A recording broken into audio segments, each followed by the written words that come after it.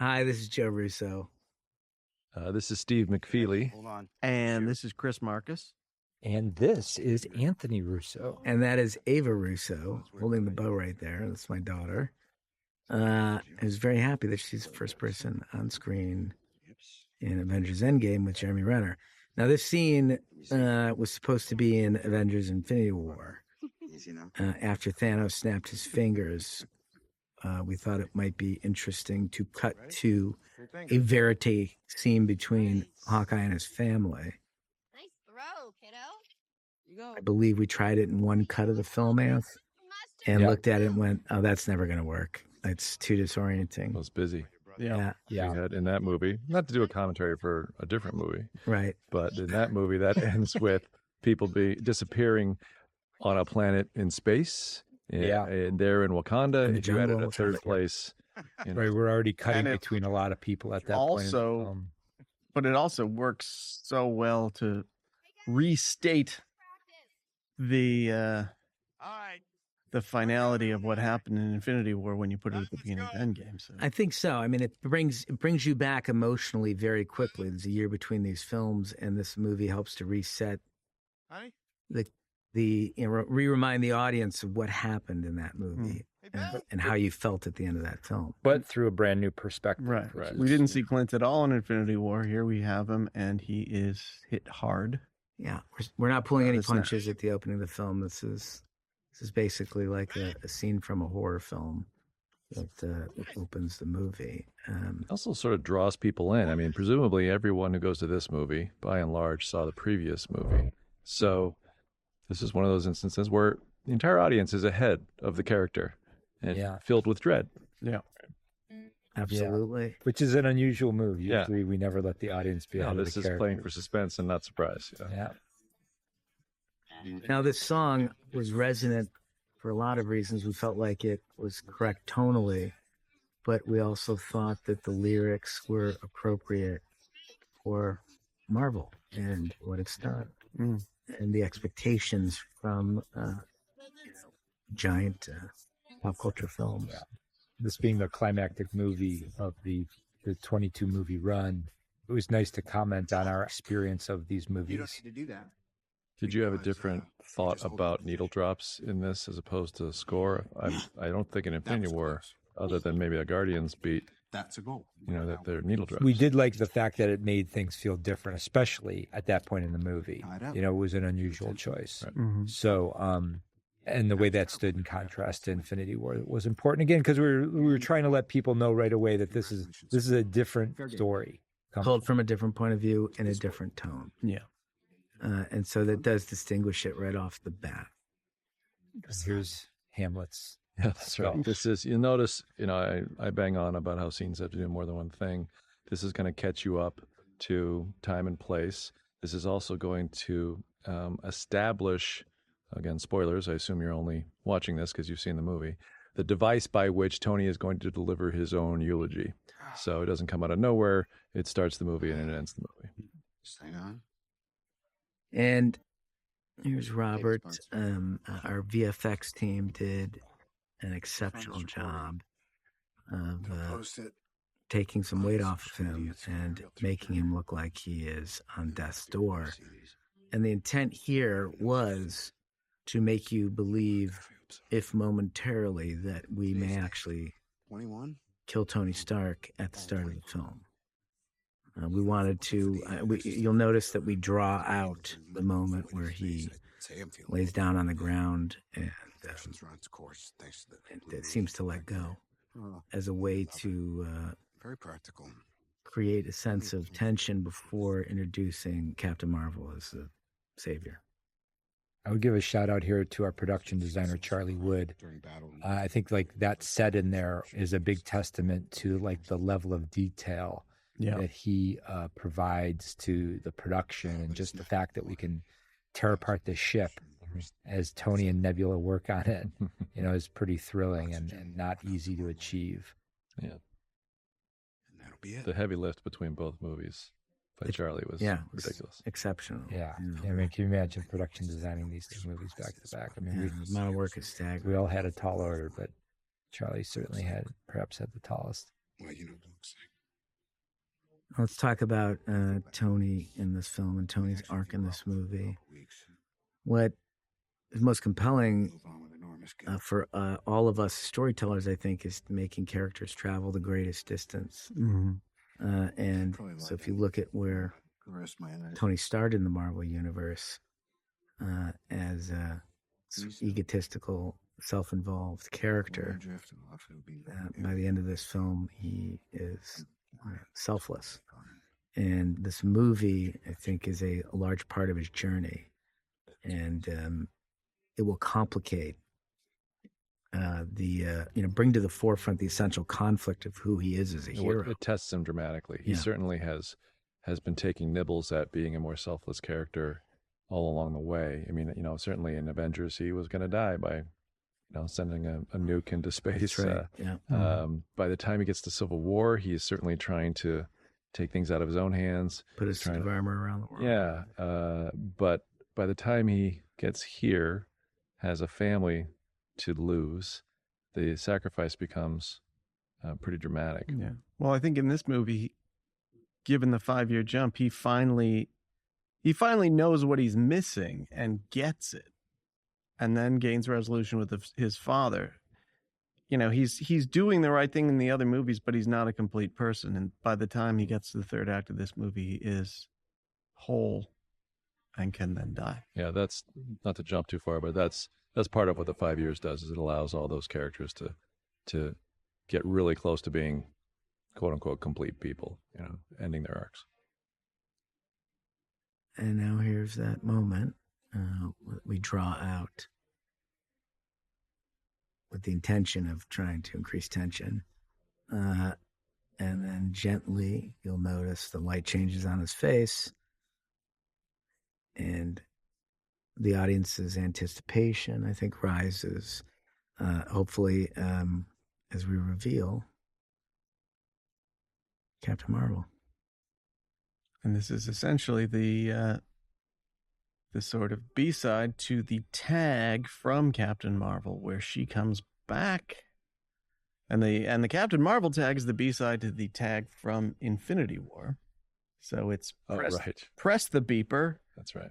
She responds to the beeper, and this is what she does in response to finding out what happened on Earth.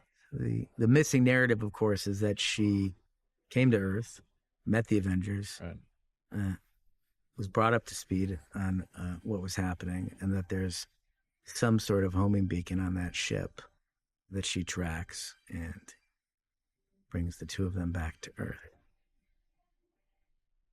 Pour one out for Cap's beard here. Yep. Oh, can I ask this while I'm just watching that? You had various cuts where you didn't reveal Carol until here. That is correct. Yeah, and we felt like it was not as successful a reveal. We just didn't like it didn't, again, like sometimes the transition. Movies, because of the vast number of characters in these movies, sometimes things can feel a little confusing if you go too far down the road without sort of, If it's not to be confusing, but the idea would be that there would be orange light on Tony's face. He'd see something, the audience wouldn't see it. And then only would you reveal what happened. Come around the corner. Now, we didn't shoot a close-up of her bringing that ship in, which is probably what would be required in order to skip that. Yeah. Now, there's the continuing story between Cap and Tony. It's the first time that they've seen each other. Yeah, since the end of Civil War. Neither could I. And what we found fascinating about the opening of this movie, or that I think we were all excited about, was really examining how these heroes dealt with loss and pain. Again, just trying to understand who they are as humans and examine their flaws. And this is an amazing scene for Robert. I think this is one of his best scenes in any of the Marvel films. But he's clearly feeling an incredible amount of guilt. He's probably drugged up here, and he can't hold back on Cap. You'll note that if you examine this scene, pretty much everyone is on point in terms of their arc going forward, right? Natasha was going to remain the woman on the wall. All her lines here are basically about, we got to do something. We can't let this stand. Steve's very similar. Tony is close to giving up here. This is, he takes that loss as sort of the loss, not that there's another chance at it. Captain Marvel is all business. Well, he's a futurist and he's exceedingly logical, Tony. And I think without the potential solve that Scott Lang brings by coming out of the quantum realm, I think Tony correctly sees that there is no way to solve this. Right. And Cap's essentially proposing to do what Tony did in the last movie, which is take the fight to Thanos, go out into space. He did it. He failed. Yeah, which Tony realizes would be suicide. To your point, Steve, even Banner is line here is just exactly where he goes in the film, which is like we can't go back at it with what we just already tried. That's right. We got to do something different. Right. Yeah. And Thor's, halfway to being depressed here, particularly in the next scene. Yeah. Where he's chopping already drinking beer and eating carbs. Yeah. You notice. Hemsworth wanted to eat something in this scene. Well, that's not that. There are two scenes that take place in this room. The scene prior to that. That's what we need. I said we'd lose. You said we'll do that. The moment here is one of my favorite acting moments in the movie. We lost, and you weren't there. He calls him liar. The best work after the fact. What are you, Avengers? We're the Avengers. Again, this is their essential conflict, and Tony can't get past it. That's the other thing that I think 5 years helps with is that sometimes healing takes years. No strategies, no options, zero zip, nada. Captain Marvel is an interesting addition to the situation because she's so powerful that she adds a potential opportunity for them. So what Tony didn't see as a solution, Cap potentially does coming up here. Probably be out for the rest of the day. And he gets on board with her plan to take the fight. When I come back. And it should be noted, it's probably people might know this already, that's basically Brie Larson's first or second day. I think that might have been her first. Yeah. That might have been her first day there, if I remember correctly. Between you and I, that scene. We realize up there is So we shot this before Captain Marvel was shot. Where he is? I know people who might. Don't bother. And this is, when we sit down in the room, we talk through storytelling. We try to just play logic games with the narrative. All right, what would you do? What would you do if you were these heroes and Thanos destroyed half of life in the universe? How do you process it? You can't give up. You're a hero, even if that means potential certain death. That's cute. You've got a very powerful addition in Captain Marvel. So what's fun about this for us is that we are setting it up, play as if it's going to be an action-adventure movie. The Avengers chasing Thanos through space, trying to retrieve the gauntlet from him. Let's go get this son of a bitch could not be more of a 80s, 90s trailer moment. Misdirect. Yeah, about exactly. Doesn't work. just like that. Sort of trying to lead you to to that belief again that the film is going to go on a certain track, Right. and then we completely derail it in 10 minutes. To your point earlier, Steve, about the lines in this scene, one thing that's always amazed me about the work that you and Chris do is how you're able to, in these movies, as we've gotten larger and larger ensembles, always being true to everybody's voice and finding a way for everybody's voice to sort of ring true and matter and cut through the sort of complexity of the story. I mean, it's amazing. You should be able, in a good script, you should be able to pick out a line, not tell me who said it, but I should be able to guess who said it based on and if you find yourself having a character say something that anybody in the room could have said, then it's time to go back to the drawing board and figure that out again. Yeah. So here the mission begins. one of our favorite shots in the film. Steve Rogers going to space for the first time. It says a lot with very little. It's nice.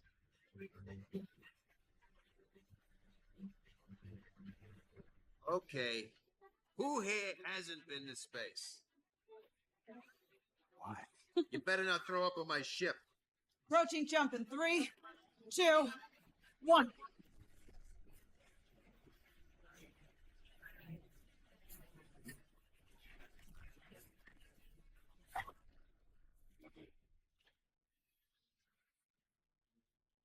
It's interesting seeing the Avengers with Captain Marvel. I think that, she dimensionalizes them in a really great way, just from a pure power standpoint and what her abilities are. She makes them feel like children.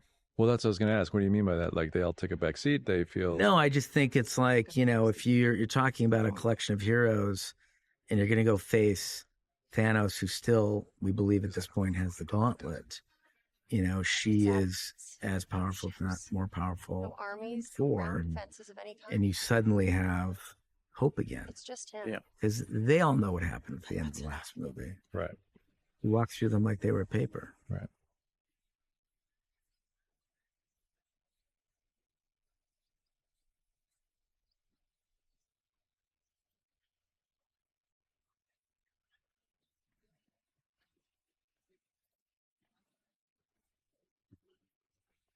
Well, yeah, let's sort of talk big picture here. You put yourselves in our positions. Like they're heading after a foe who has the ultimate weapon, a comically powerful weapon. It allows him to do anything, see anything, control the universe. We don't even know the extent of it, right? So he is basically omniscient and omnipotent. And who beat them down silly. And he's already done it once, right? In the last movie. So what is a 2-hour movie where you're playing cat and mouse with that guy or trying to get him or punch him in the face or steal stones from him?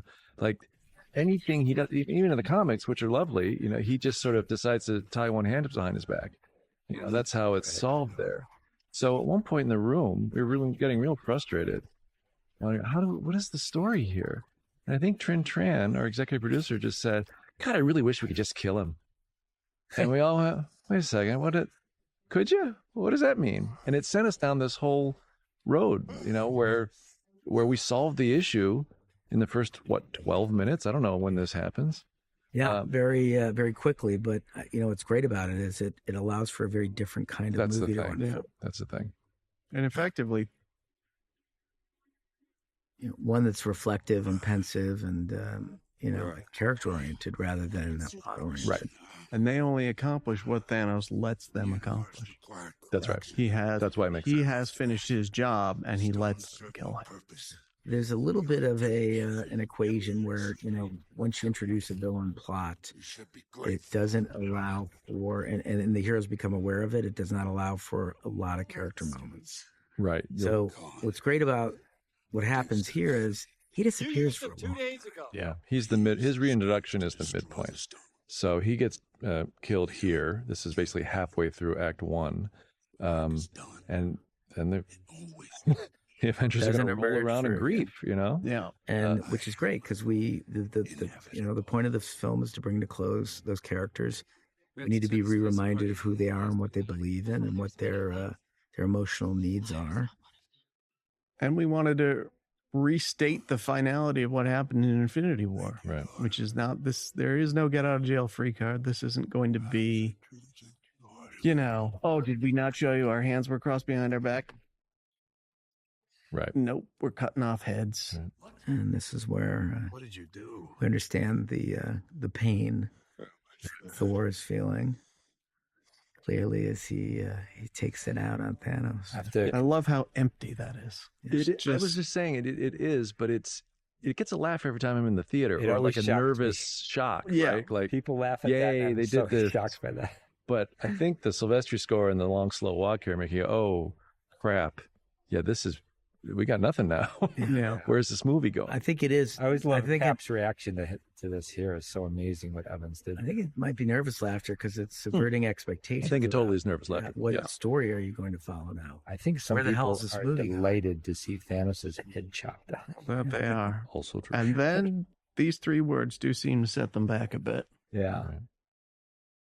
Well, we wanted them to be resonance. The reason that they come on so slowly as sort of a, I can't believe they're actually doing this. As each word pops on, you'll notice that from a color timing standpoint, we've altered the mood and the tone of the movie for, I think, probably the next 20 minutes or so. You mean it's cooler? Cooler. It's drained a lot of life. It's we went with sort of fluorescent green in this room. Everything feels a little off, and painful. Right. I didn't even know what to talk about. And I love that we come back to this very What did you talk about? human recovery moment where it's not superheroes plotting. It's how much we missed them. People just trying to get through another day after this has happened. Well, I think you can count on one hand in both movies the times where we exit the point of view of our heroes. Yeah, show regular people. We show regular people. Yeah, I remember us talking about this. It's like, if you're going to have a story point where you kill half of all living things, you have to go beyond the heroes for and seeing every person's point of view of it and how it affected the world. And that's it. And that was the intention with the scene, was to just show you that everyone is in pain. And how would you recover from this staggering event? I went in the ice. And I think this is some of the best acting Evans has done. Evans. Yeah, it's a lovely moment. He's very settled and internal in the scene. And he's feeling the exact opposite of what he's saying. That's another great moment. Right there. You see it in his eyes. It's hard to get Captain America to that kind of a moment. Yeah. So again, it's setting the stakes of the world. This is where we are now. It's also just on a writing level, it's tagging Peggy Carter for now the second time. So preparing you for Cap's arc over the course of the movie.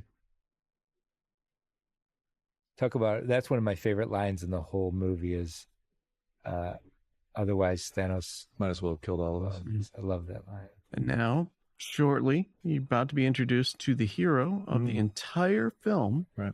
The entire Marvel universe. Of the universe. The hero of the Infinity Saga. This rat. Now, we have a rule in writing that, sort of coincidences, or you're sort of allowed them in Act 1. It's coincidence late in the movie is perhaps lazy. I'm delighted that a rat has saved the universe, but it absolutely is, a coincidence. Well, when things like this happen, often rats are all that's left. And arguably, it's 1 in 14 million chances. I'm going to say there were 14 million. And have you versions of the story where the rat did not step on that button? That's right. And have you seen the last of that rat? I don't know. Oh, that's it. But here we have Scott Lang. Now, what's wonderful at times in Infinity War and Endgame is taking characters, even in Civil War, who present in different tones in their own franchises and pulling them into this tone. Mm-hmm. And Paul Rudd's ability to make you care about him and feel vulnerable is exceptional. And I think watching what's happened to the world through his eyes makes it even more painful for us as viewers. And truly, for me, one of the saddest moments in the film, and there are a few, is when he reconnects with his daughter. It gets very dusty. And it's his performance in that moment. And just when you have a character that is traditionally funny, and now they're surrounded by pathos, it makes it doubly emotional for you. Right. I mean, really, for regular humans, it's this San Francisco beat, and it's the grief counseling scene, and that's pretty much where we go. Yeah. Everybody else is a superhero. Well, it's also that moment where he sees his daughter that's coming up here. I mean, we must have dealt with that piece of footage hundreds of times in the editing room, and I tear up every single time I watch it. I can't. It's all in his face. It's just it's also, and I think it's an improv. I don't remember writing it when he says, "You're so big, it kills me." Yeah, he breaks on that. And now this is sort of, we got to explore, I think, just 5 years later, a bit of what if and how the world would be different. That was one of the ideas. It was, when Chris and I sat down while we're all shooting Civil War, and in the afternoons when people are doing their jobs, Chris and I have nothing to do. So we came up with this manifesto of all the many, many things you could do in these two movies, and one of them was, the what if section. What if we were able to show alternate versions of our heroes, but instead of a fantasy, it's really just the natural progression of a 5-year jump after a terrible event. Mm-hmm. So this we did call this sort of the what if section. Mm-hmm. And then infusing that with emotion and real stakes. I think what is so sad about the scene is that any parent thinking about missing 5 years of any of their children's lives is profound. Watch. It's that look right there. You can't process it. He wants to cry, yeah.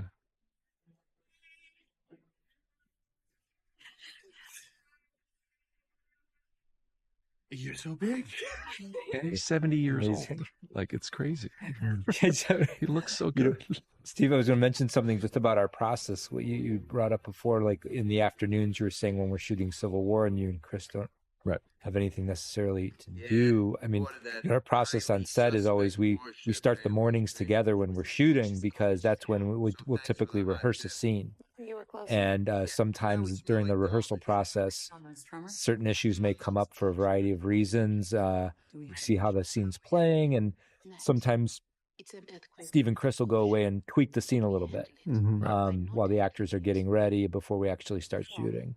And it's usually pretty minor stuff, but it's kind of how we get through our shoot day. And that can happen big movies can allow that, because we're probably shooting one scene all day. Yeah. It's different than television, where you might be doing 8 pages and that's several scenes. And but again, the screenwriter on a big Marvel movie it's important to have around for the first couple hours, and then we'll go to craft services and have a bagel.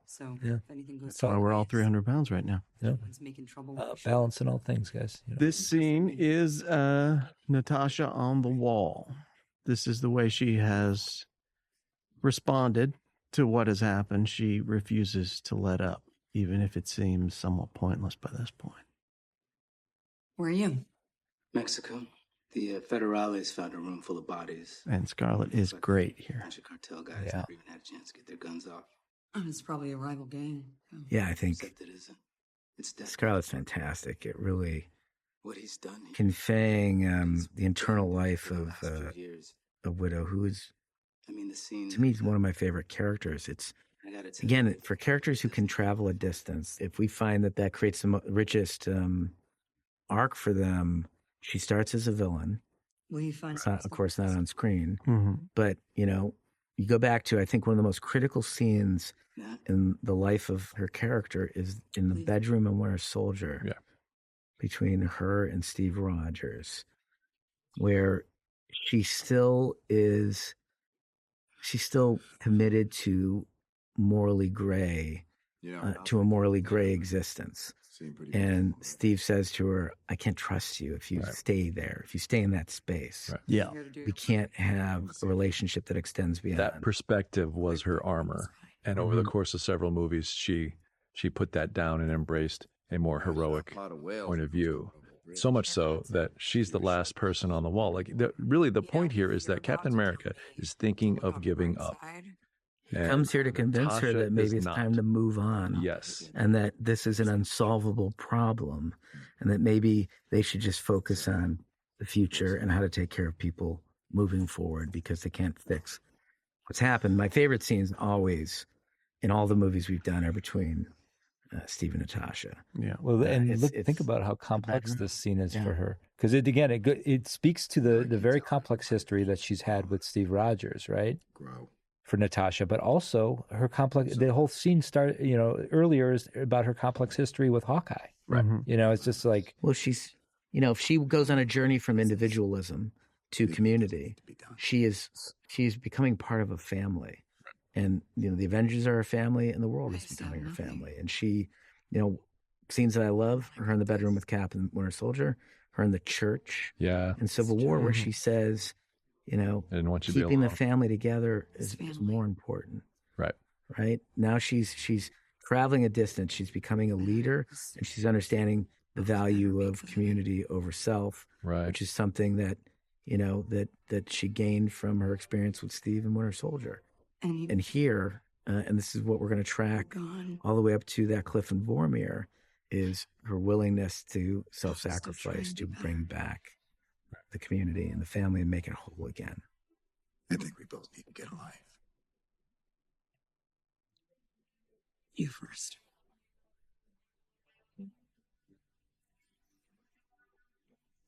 Oh, hi. Is anyone home? This is Scott Lang. We met a few years ago. Now, the plot begins. That's basically the act break. The plot begins, and also we get to watch the amazing dexterity of Paul Rudd. And like, this scene is the way he can dance. Because it's pure exposition. This is some broccoli, some vegetables. You got to get through this scene. And the direction was he's carrying emotional weight in this scene, but he's also very funny. It's very complex. Well, he's only had a very limited amount of time to process what's happened. Everyone else has had 5 years. Well, however long it takes to drive across the country. Exactly. he got in a van, drove across country. He's frantic. He hasn't slept. 5 years He ago. thinks he may have a solution, and he goes to the only people he knows who might, one, believe him, and two, be able to execute the plan, like its own microscopic or at least universe. To get in there, help you have to him be move really forward with his thoughts. Hope. She's my she was my. This is a great moment where you guys wrote a great line, and the actor just fully nails it when he what's his prelude line to where he goes, "Is that anybody's sandwich?" It's like it's totally unpredictable. Oh, I forget what he said. That's right. That's right. See, things of the quantum realm aren't like Yeah, they that are sandwich here. is the secret Everything star of this is scene. unpredictable. Is that I anybody's think it's just sandwich? because I like peanut butter sandwiches. Scott, what are you talking about? So, what I'm saying is, Again, we take a character Works differently in the quantum realm. the only problem is right now. that normally presents as funny, and you I can't stop thinking about it. What if we could somehow control put the burden of stakes on him that are, half the universe. It unlocks something else in him as a character. And this frantic, desperate quality, I think, is really a unique shade for Scott Lang.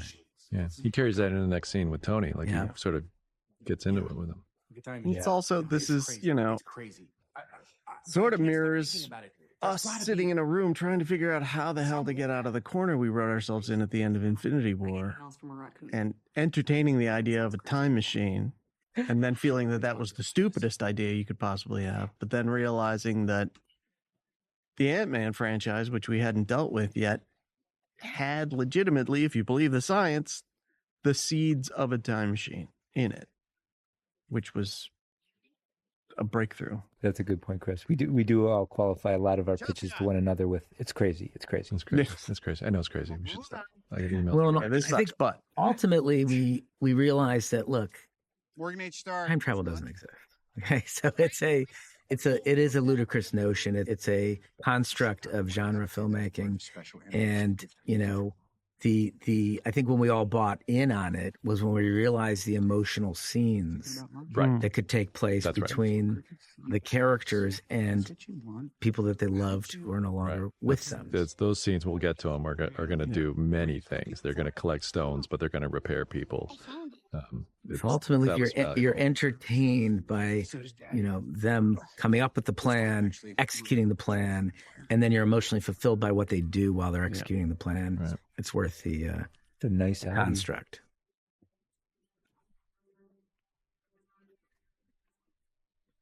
Speaking of emotional change, seeing Tony with his daughter is a whole new Tony. It's a brand new Tony. It gives him stakes immediately. Tiny thing, it's planting rescue so that Pepper and Armor doesn't come out of nowhere. After everything you've seen, is anything really quantum fluctuation messes with the Planck scale, which then triggers the Deutsch proposition. Can we agree on that? Tony's only choice here is to protect his family, right? Yeah. Because what they're recommending could it's a billion to one cosmic fluke. A, kill them. B, mess with the current status quo. Some unspecified way. They could do something irreversible that could take his daughter away from him. Right. And that's very much a new Tony. I mean, Contrast this guy with, say, the one who testified in front of Congress in Iron Man 2, who's just, I'll do whatever I want with my technology and, everything will be fine because I'm Tony Stark. Here, he's a very cautious, protective person. Just on a level, it's the hero refusing the call to action. Well, what Tony does is he takes all of his energy and puts it behind whatever his point of view is. Mm-hmm. He does it in Civil War. He does it here. That's true. Is based on Back to the Future. Is it? No. Good. You had me worried there because that'd be horseshit. His belief system is critical to who he is as a character, even though it's buried, or he buries it, and uses a layer of snark and humor to cover that. But I lost someone very important. What we we'll discover later in the movie is a very big heart. We have a chance to bring her back, to bring everyone back, and you're telling me that you won't even. That's right, Scott. I won't. And this was a tough scene, I think, to write and to execute because they're coming to I'm saved. Perhaps the greatest hero in the Marvel Universe, and asking him to help reverse what has been done. Right. And he needs to have an emotional reason to tell them no. Right. And they can't express it so much. This is delicate. You can't hammer home the point like, you should risk your daughter's life on this plan. Right. Mm-hmm. Right. Steve knows it. I mean, it's the look in his eyes. It's what he says when he's not wrong. He's scared. We could be messing with things here that we don't understand. Yeah, but I mean, well, that's the thing too. That like the premise here is a very complicated premise, right? No, I want to do it right. Bringing people back from 5 years ago is a messy proposition any way you look at it, and not even talking about the time travel complexities of it. Right. That's something I know some people like to think about after watching the movie. It's like if you were in a plane, what happens to that now when you come back? Or what happens to everybody who's remarried or has kids, like how do you? But that's one of the most compelling things about the movie is doubling down at the end and not reversing it. Oh, right. Yeah. And so the Marvel Universe moving forward takes place 5 years in the future, and it's a really complicated future. You're gonna own it. So we got to talk about Professor Hulk here. Yeah. Yes, we called him Smart Hulk throughout the shoot. I guess it's okay to talk about how his arc, this event, the creation of Smart Hulk, used to take place in Infinity War. He was fighting in Wakanda. The whole arc of the story was, Banner and Hulk were not getting along. Hulk wouldn't come out to help him. And at his hour of greatest need, they make some sort of compromise. And Smart Hulk rips out of the armor and beats the crap out of Cull Obsidian and destroys him. It was pretty clear that the movie could not handle this weird success. The movie needed to just stay in its succession of losses in the third act, which meant some hustling on the part of VFX. Because that was cutting that out was a decision made during the editing process on Infinity War. By which point we had already shot Endgame. We've shown it to a few test audiences, and none of them would accept it. I think it was happening too quickly. That's it. We just didn't have enough, because we were in the climax of the movie. I don't think we had enough space to really tell that story. We did not have it. In a way that felt satisfying, where you weren't just focusing on, oh my God, there's a man with almost a complete gauntlet who's going to Imagine like before Thanos shows up, we had a scene where Hulk comes out of the bushes and Natasha says, "Hey, big guy, sun's getting low," and he says, "Oh, Natasha, we don't need that now." It speaks in perfect English, and you're supposed to be kind of delighted and jarred by it, and then they're all going to get dusted. It was just tonally off. Instead, they were all jarred. That's by it. It's amazing how well it worked out, because the fact that in 5 years, I mean, one of the great joys of this was thinking about how every Avenger has their own unique road forward through those 5 years. Right. And that gave Banner a very unique road, and perhaps the most exciting road. Well, his was, the snap worked out for him in a way, right? He is his best self. He's sort of the last remaining superhero. Many Russos want to take pictures with him in the diner. For most other people, I guess Tony aside, it didn't work out. Yes, that was my other daughter, Leah. I have to mention that, so I don't get in trouble. The other thing, yes, I think the core conflict of who Banner is that there are two characters fighting over a host body, and they hate each other. And that's been the story with him for years. And at some point, Banner, who's an intelligent human being, decides, what if we put the hate aside and we try to resolve this in a way that is holistic? And he merges the two of them. Shit.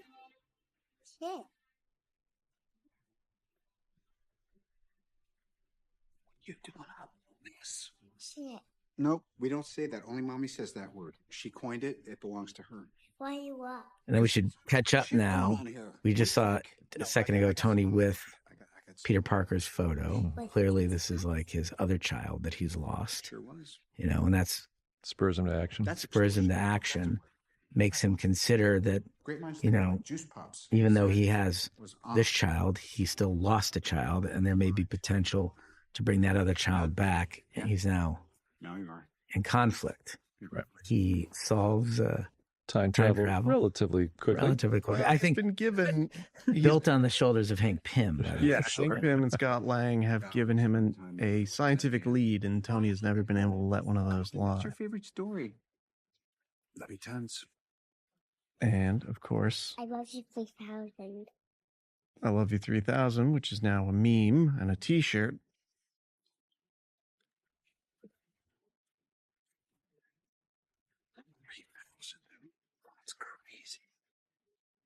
Go to bed, or I'll sell all your toys. Robert's ridiculously good with kids. Really, I hear from a lot of people that some of their favorite scenes in the movie are when Tony is being a father. You were somewhere in the low with his daughter here. 600 to 900 branches. Some people just love to see that dimension of him. What you reading? And this is him basically asking what's new with Pepper posting. Right. For permission. I figured it out. Right. He doesn't make decisions on his own anymore. It's 5 years later. He's a family man. You know, just so we're talking about and the same again, he knows what's at stake. And he's seeking counsel here from the smartest person in his life. I think he regrets what he's done. He just needs her to. That's right. And he points out the essential conflict to him as a hero, which is he can never rest. I know. Until everyone is safe. No, I can't help everybody. Which will come back. Sort of seems like you can. Not if I stop. I can put a pin in it right now and stop. Get another. Trying to get you to stop. Adults in the room talking. I mean, this is why I'm particularly proud of the movie, but I also recognize it's different than many of the other Marvel movies. It's 3 hours, in part because we let people talk and work stuff out, and it's not all action. I mean, there's no action in this movie until the third act. Mm-hmm. There's a lot of humanity in here. Yeah.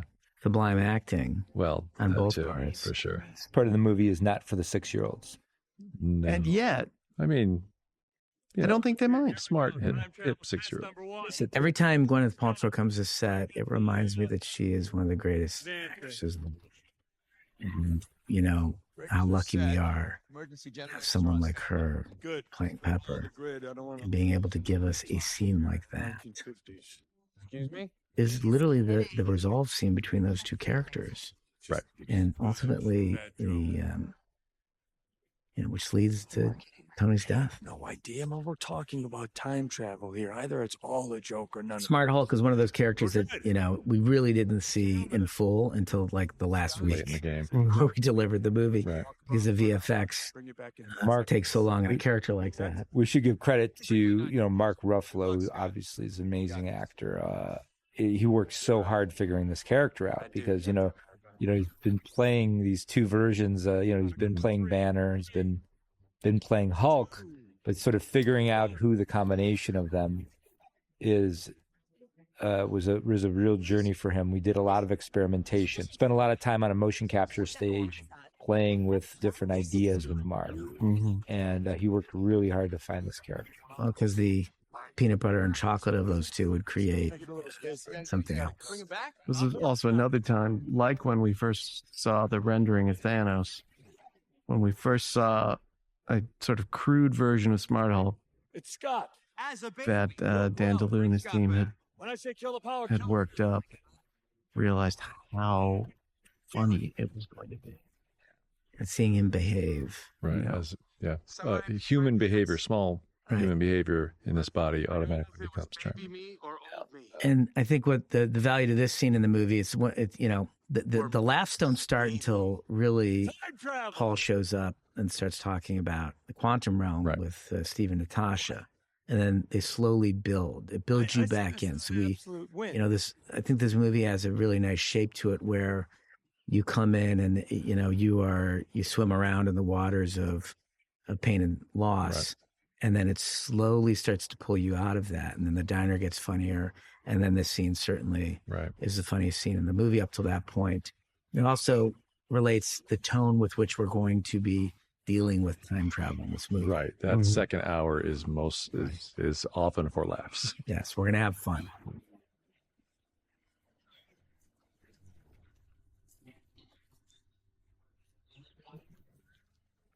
Here's a classic Tony Stark entrance. Yep, he loves his cars. And he loves an entrance. Let me guess, he turned into a baby. I love the restraint that you guys wrote this reunion or reconciliation. Where it doesn't get sloppy. Yeah, exactly. It's sort of, it's a really hard, it's like, how do these two repair the water that's under the bridge between them? Right.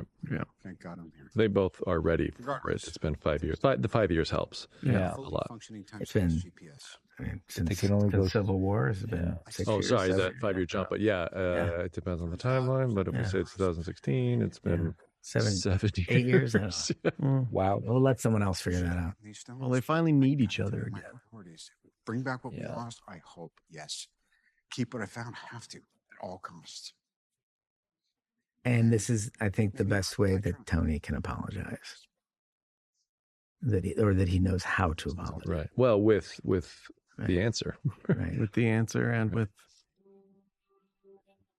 the fine offer of one complimentary shield. That's right. The offer of what, sir?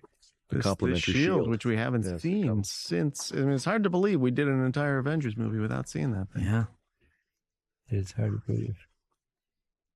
But that's the value, I think, in serialized storytelling and telling a mosaic like this, is that if you make choices that take years to resolve, the audience feels that because they too have waited years for this to resolve. And it has been since 2016, since these characters have had a pleasant scene between each other.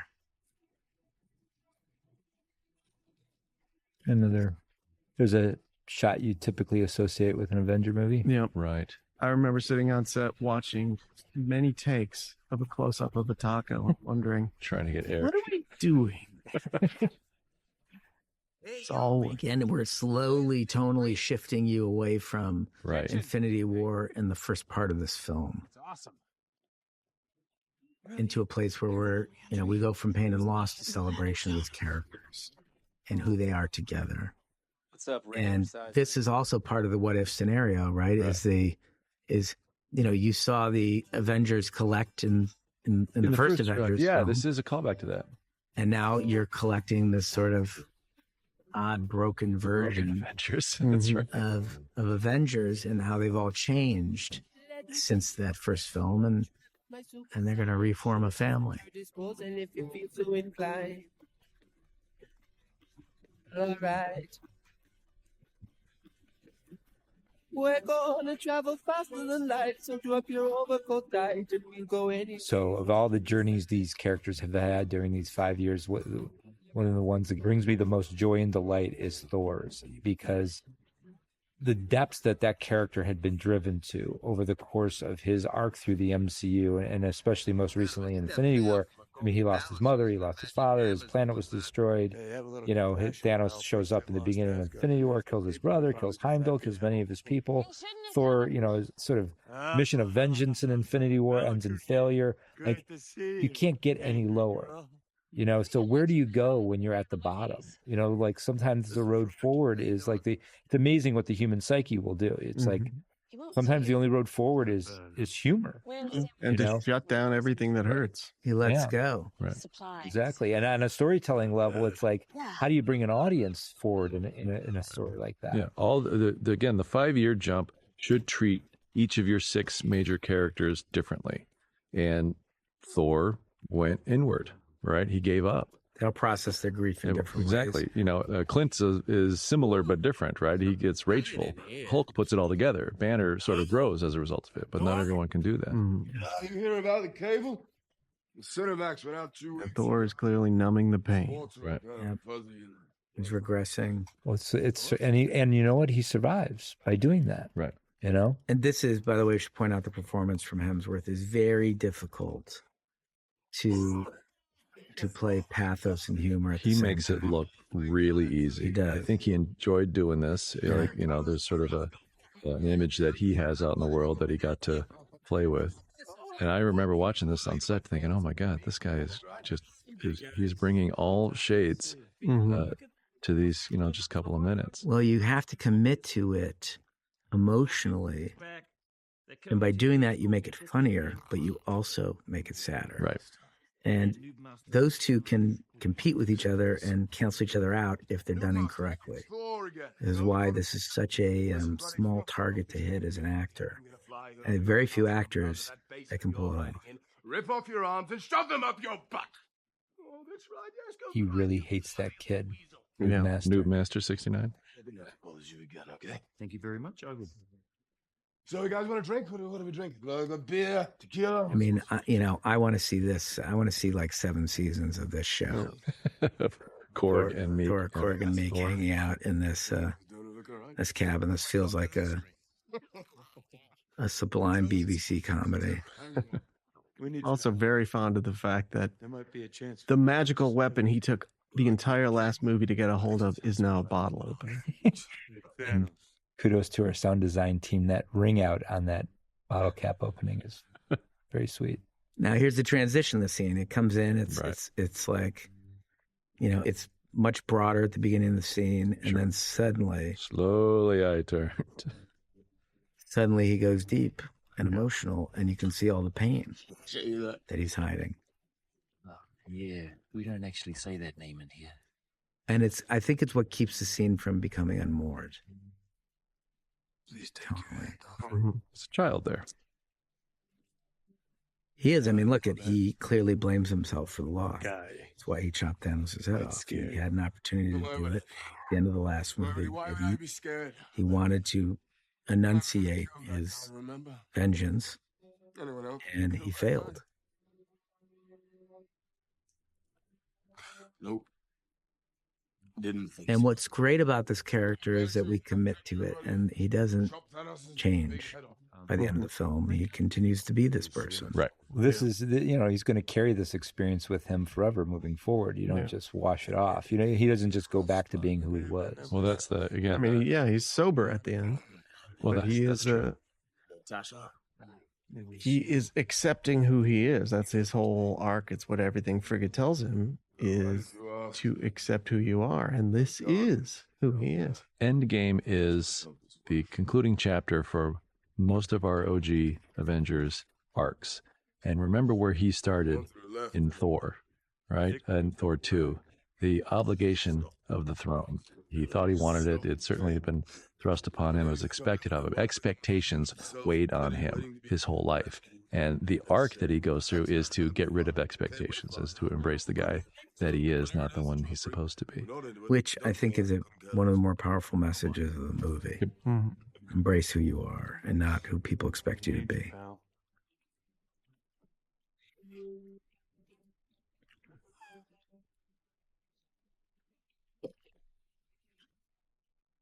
There's beer on the ship.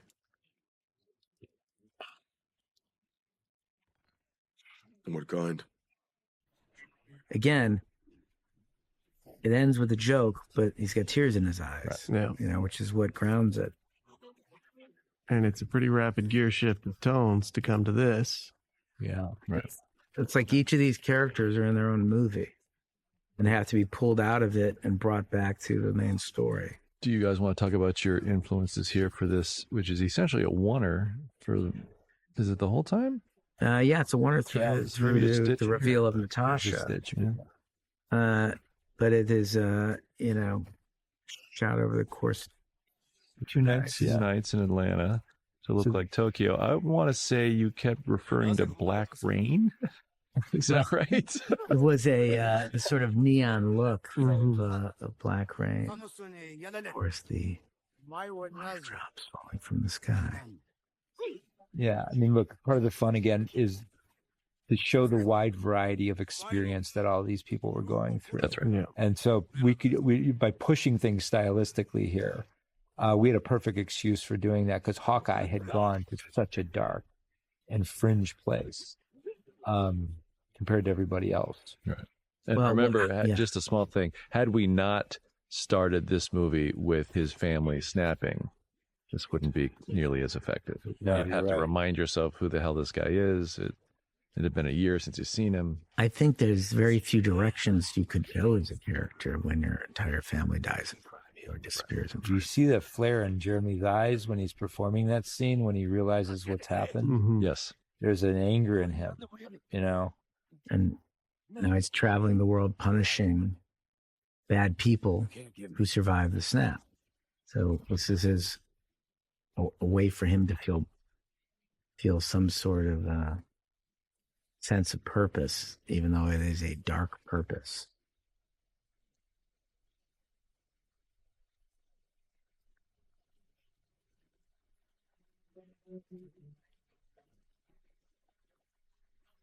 You shouldn't be here. It's also the beginning. Again, scenes do more than one thing. The beginning of, 4 or 5 beat arc of Natasha and Clint. Yeah. And reminding you of their relationship, what they'll do for each other. And there's no one who could have pulled him out of this. No one else shows up and gets him to come up. Right. Well, it's also, it's implied that this is essentially what he did for her. That's right. When he pulled her out of being a Russian agent. That's right. It comes full circle, their relationship. Don't. Right? Because he had an opportunity to kill her and he made another call. Yeah. And changed her life. And now here she is. Sorry, changing his.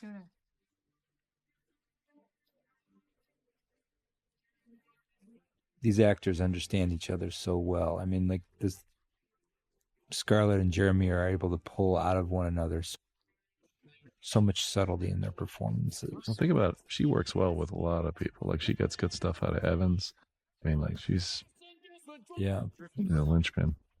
Inside there, Lebowski.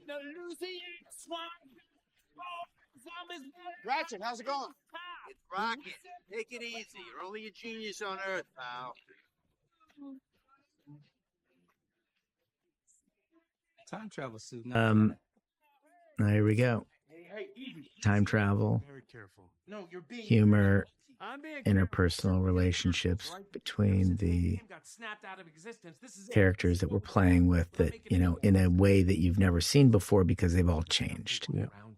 And yet laying out some very important rules and clarifications that would not be particularly trackable if it wasn't an entertaining scene at the same time.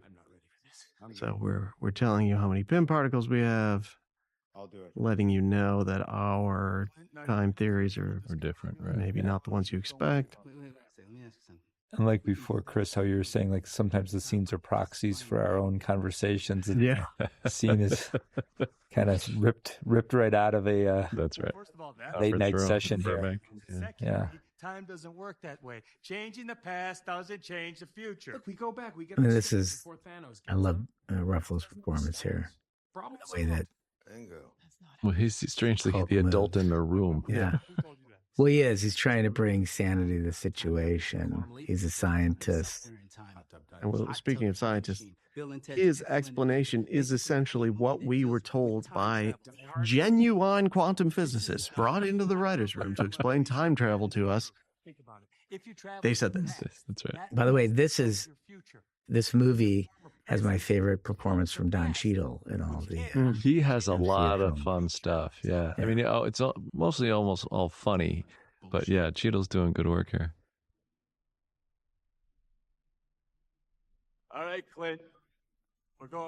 Don is an amazing actor, and again, like super smart. The embarrassment of riches when you're working on these movies, but how deep the bench goes on these films is just insane, from a talent standpoint.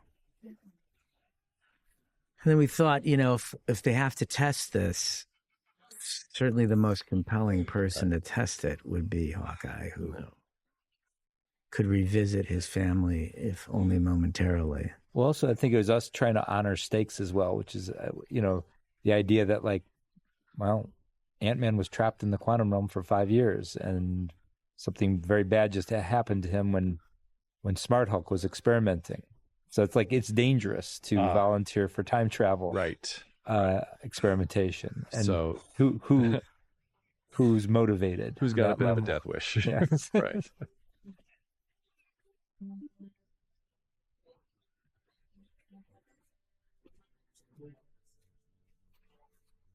Again, props to the effects team because those boots don't exist.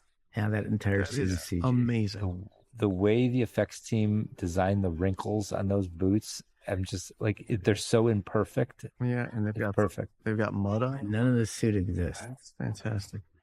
But it was important to have sort of unifying outfits. I mean, it's a new wrinkle for the Avengers. The idea that they're going to have a team lineup, that has a practical reason. The tragedy of that moment is that clearly they had put a timer on Clint's trip back to the past to make sure that he, in fact, did return. Yes. Hey, look at me. You okay? We did a version of this scene where Hawkeye attacks Smart Hulk because he's so angry about being pulled back.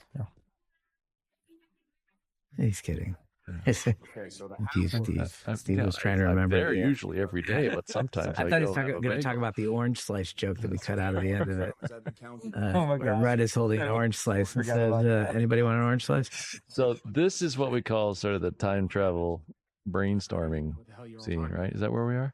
Yeah, where you start to lay out the plan, right? Yeah. They know that it can work. They know that the suits work. That Tony's, space-time GPS works. Plotting the time heist, right? And that you can navigate the quantum realm to other points in time. It was when hitting upon this idea that the second act would be going back to the movies of the MCU and seeing them from new points of view.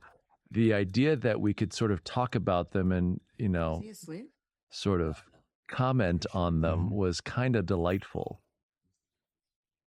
This is a good example.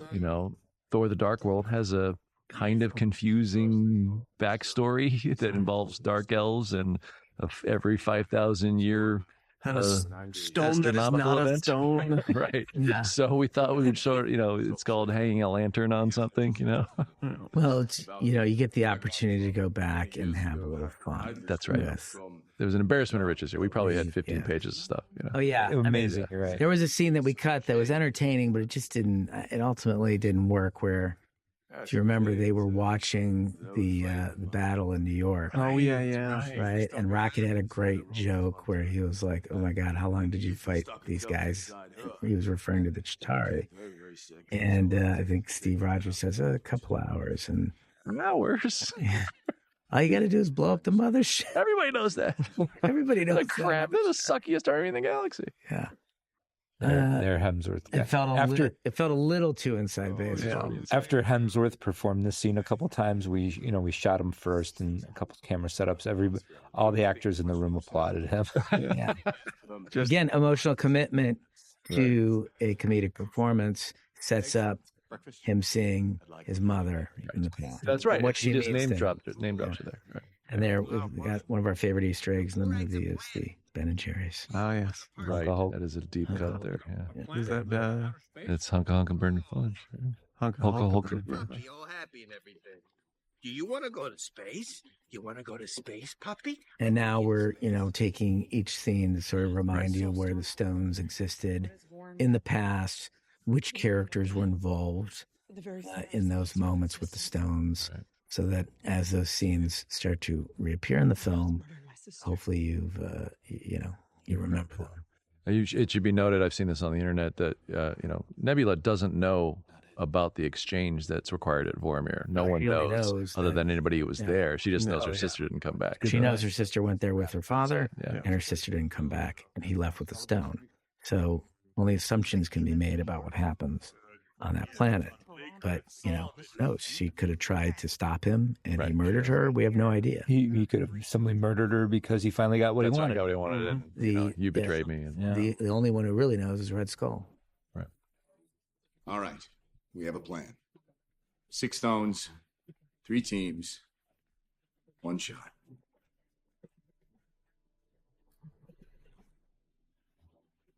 Speaking of Red Skull, have you guys thought about whether or not Cap runs into Red Skull when he's returning the Soul Stone? Many times. Yes, he would have to. Well, I guess if Red Skull has been released from his bonds, he's not released. Well, what's he doing there? At the exact moment. The exact moment of He the is the stone. Guardian. But there's no Soul Stone there. At But the it moment. make him back? But he goes back the moment before. Right. Yeah, that's true. You know your teams, you know your missions.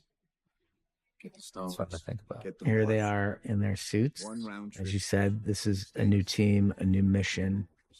Costumes just represent either, identity, emotional state, storytelling, when they're working at their best.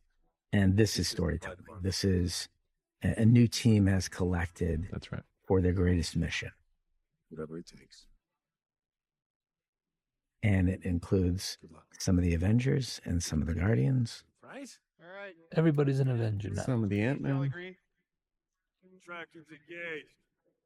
You promised to bring that back in one piece, right? Yeah. Okay. Do my best. Clearly, they had shrunk the ship prior to departure. See you in a minute. They just give it for out traveling purposes. Right. It's a little easier to travel with a small ship.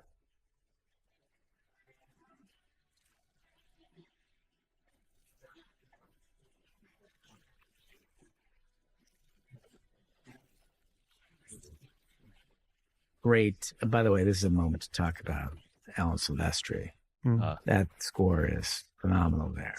Literally, it's one of his best, and he has a lot of bests. And that Avengers team, I think, has become so Pavlovian in a way. It's an amazing tool to have as a filmmaker, a theme that is that resonant and memorable, and that can rousing and pull emotions out of the audience the moment that they hear it. Right.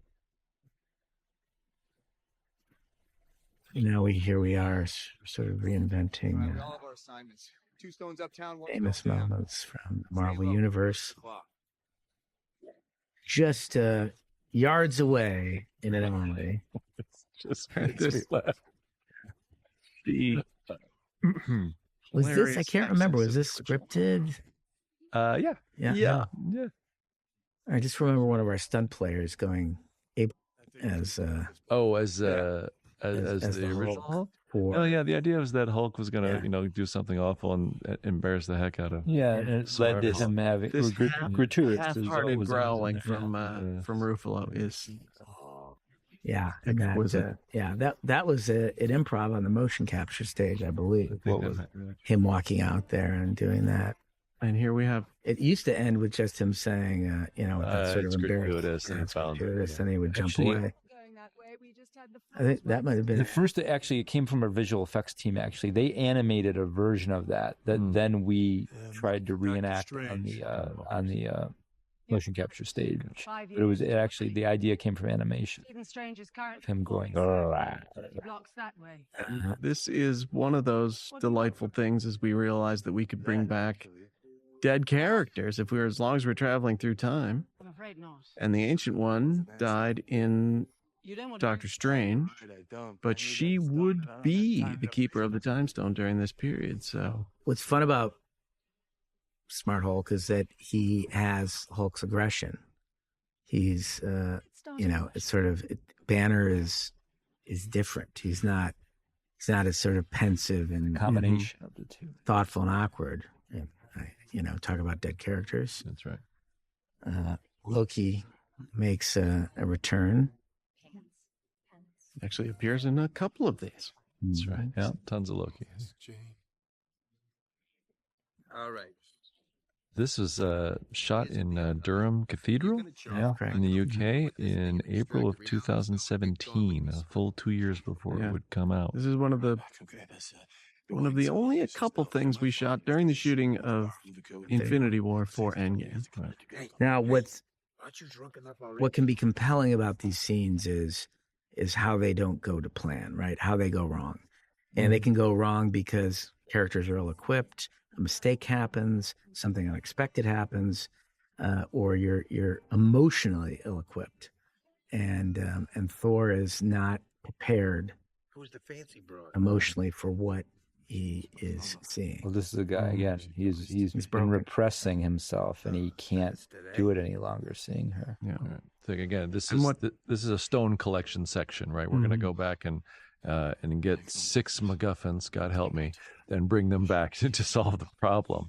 But if each one of them is just picking one up or some kind of a shopping trip, it's not worth the real estate. Yeah. So this is a particularly valuable piece of real estate here, where Rocket right here, by the way, gets to express why he's in the movie. Right. This is how I feel about what we're doing, and then of course in the next few scenes, Thor's going to get to address issues with his mom. Plenty of people who are only kind of gone, and you can help them. And this is a rare emotional moment for Rocket. Right. That you brush the crumbs out of your beard, make Schmoopy talk to Pretty Pants, and when she's not looking, suck out the Infinity Stone and help me get my family back. One of our favorite characters, Rocket. He reminds me of Louis De Palma. Taxi. It's about the same height. Together, you can do this. You can do this. But again, complex scenes. Credit to Sean Gunn, who performs Rocket on set. All right, Heartbreaker, she's alone. This is our shot. Thor? He and Thor make a fantastic odd couple. Yeah, it's one of the few pairings we repeated. Yeah. Well, it's it's sort of a, because it changes so dramatically from what it was in. That's a good point. It's almost like a new pairing. Yeah, given to Thor. Yeah, it almost inverts in a way, where Thor is rooting for, Rocket's rooting for the god like Thor, and now he's trying to pull them together. Right. Got this. For viewers who are paying attention, this is your first hint that these two are on a doomed mission. Watch each other's 6. Yeah, it's one of the joys of making this kind of wish fulfillment movie is you can take 2 characters who are probably the 2 most earthbound Avengers, put them in a spaceship and send them through space, and it all makes sense. And just a little reminder of their history together. So, these two are another great odd couple. Cool guy to show up, and then he leads us to the Power Stone. Is that it? Who also Let's take cover. have We're not the only ones in 2014. some physical issues of which they Right. Their one moment really comes when she puts her hand through the energy bars. Note that each one of these, stone missions has a different purpose in the film. This one gets the antagonist back on story. And it also does a lot of things with Nebula and her story. Which is a huge turning point in the movie. Yeah. Right. Yeah. And it took a while. I think it took us a while to come up with duplicate Wi-Fi issues. And here is another dead character. Now, of course, this is not the same character. This is a character who doesn't have the same emotional connection to anyone else in the film, especially to Quill. Doesn't have the same memories. That's a unique thing that you can play with in a time travel film, is revisiting dead characters who could become part of the story moving forward, and it takes a lot. Are not the same people. It takes a lot of juggling. You have to sort of remember this is Gamora, who is probably a day or 2 away from the beginning of Guardians 1, where she is sent to Xandar to go steal the orb from Quill, which means that she's already thinking of betraying Thanos. She's not, fully under his spell.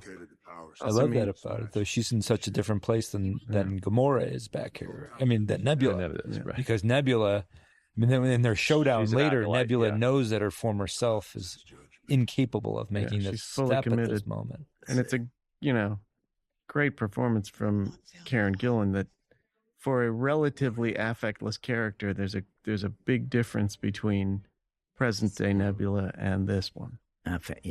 Incredible performance. Her subtleties are amazing. The control she has over that she character. Understands the different characters. So that's one of my favorite entrances in the film is Thanos, blood splattered, zero explanation, walking onto a ship. This is a different version of the character than in the last film, the sort of enlightened stone collector. That's right. This is the Butcher. Her synaptic drive was probably damaged in battle.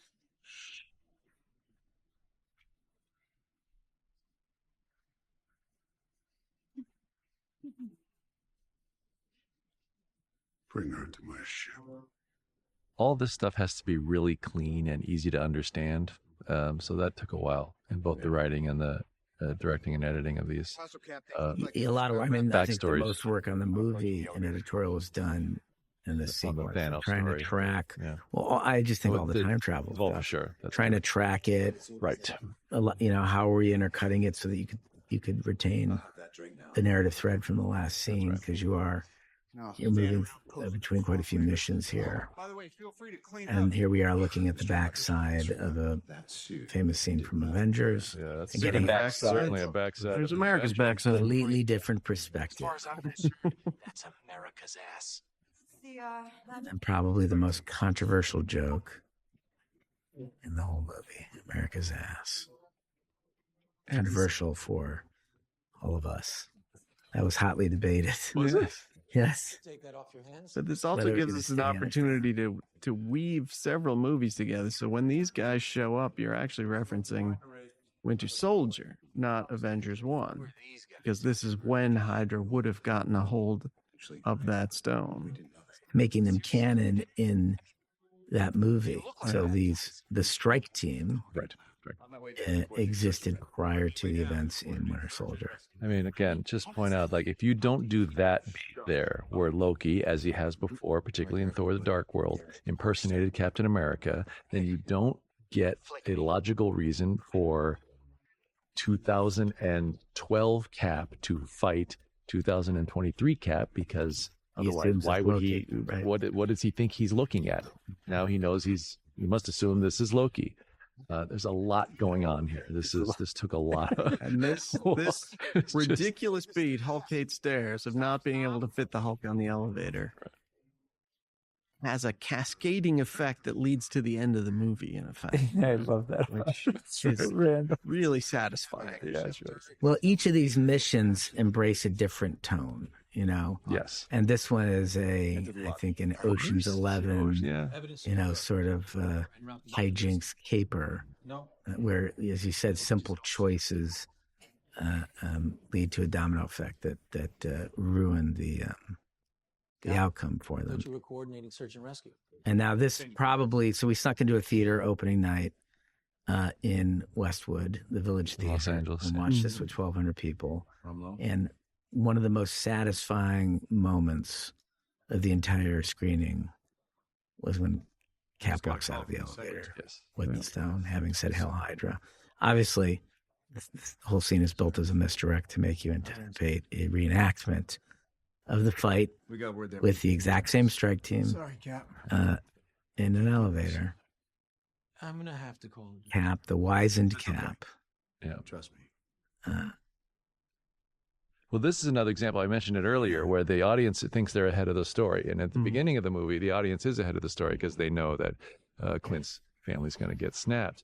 They assume there's going to be a second fight here, and they're fine with it because they like the first fight. It was a great fight. But then we circumvent it, right, and undercut it with a little even happier.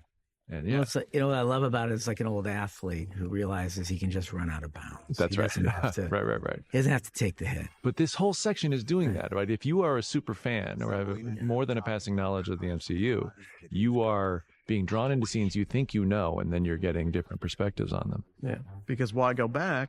Why if bother? You're going to show the same thing. That's exactly right. You got to present a new angle. One of which we're about to run into here, which is that at this point, the person who would have been wanting to get a hold of that cube would be this man. Man above the man. And this is, as declared by himself on set, Robert Redford's last movie role. It was the last day of acting ever. And I'm going to need that case. That's been shielded Which properly is for over 7 years. pretty insane to say. Pretty insane. Yeah, Got to make that. You know, of Him, sort of you know, his last performance, Stan Lee's last performance. yeah, 7 years of really incredible moments on these movies. This is certainly up there. Now, Directing Robert Redford. Mr. Redford may change his mind, appear in another movie. And I wouldn't complain. Yeah. Again, making this character canon, because of course he existed during this movie, even though he was not seen on screen in Avengers. And now coming upon a moment that I remember when it came to being in the writing room, when we realized that Hulk was in the stairs and that would do that and that and that. Amazing. It's the kind of idea, it's too stupid not to do it. And Loki disappears. This is a great performance feat here. Where did Loki go? Will we ever I had no find idea out? if that was going to work. Oh, that worked a treat. Dude, that was so crazy. I had no idea if that was going to work. The case. And it's a nice piece of work from Hemsworth there, because he's giving you a little taste of the new kind of Thor. Yeah, exactly. But goes back That's into right. old Thor there. Pretty amazing. Tony, what's going on? You notice this 2023 cap swears a lot more than the old. Yeah, I noticed this. I didn't remember it. I mean, on set. this guy's been through a lot. That's true. Yeah. Well, this is another beat that, eyes on Loki.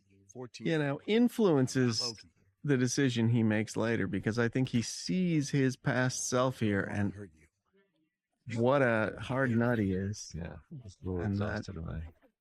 Well, that was the intention of all this. Oh, yeah. How distinctly different these two characters are, I can right? do this all day. That what 11 years does to him, and everything he's been through, and the sort of square version of Cap from Avengers 1 running into the Wizened.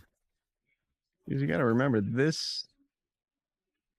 Cap with the helmet on is what, maybe about a month after coming out of the ice. Deep freeze, so yeah. he's essentially 1940s Cap.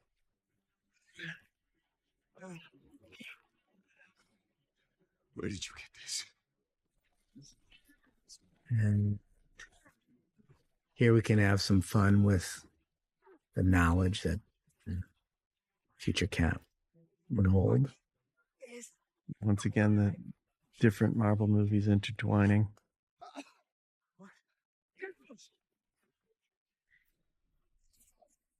And this was the controversial America's ass.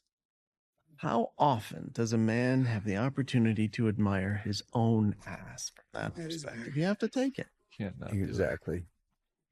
Coincidence smiled upon him. Please. I'm sorry, I can't help you, Bruce. Another scene that took a lot of rejiggering and jiggering Your reality, I'm dooming my own. to make complicated things clear and clear enough so that people could track why certain decisions are made later. The Infinity Stones create what you experience as the flow of time. Remove one of the stones, and that flow splits.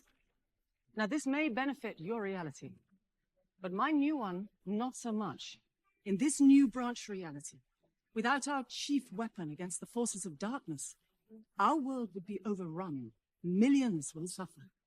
So tell me, Doctor, Once again, part of the fun of getting to do the 20-second movie is you get to combine once we're done with the story, this genius character of science from one strand of the MCU with this mystical character from a completely different strand who hither to this point had never gotten anywhere near each other, and have them have a meeting of the minds. The most important part.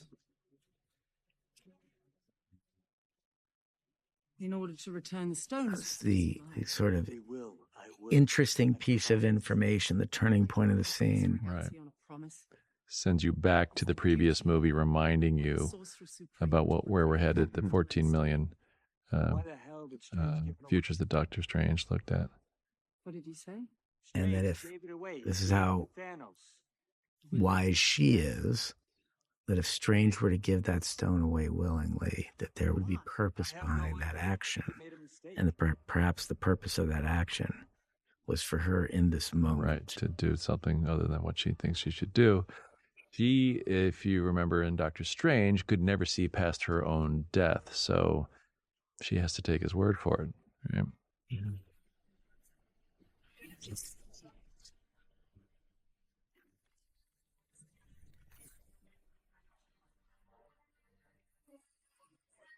So again, each of the stone collection scenes are doing different things. This is sort of gives you the rules of time travel. It's not an emotional scene, it's not, these are two characters who don't know each other. It's not a reunion of any kind. You might be right.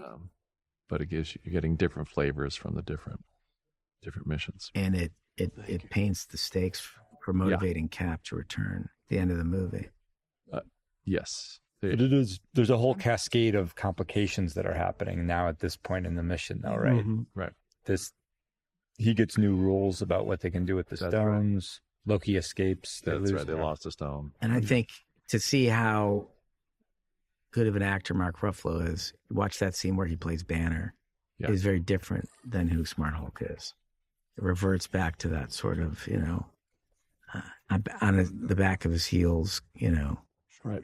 character. The confidence dissipates and appears entangled. It was a memory, but not hers. There's another consciousness sharing her network.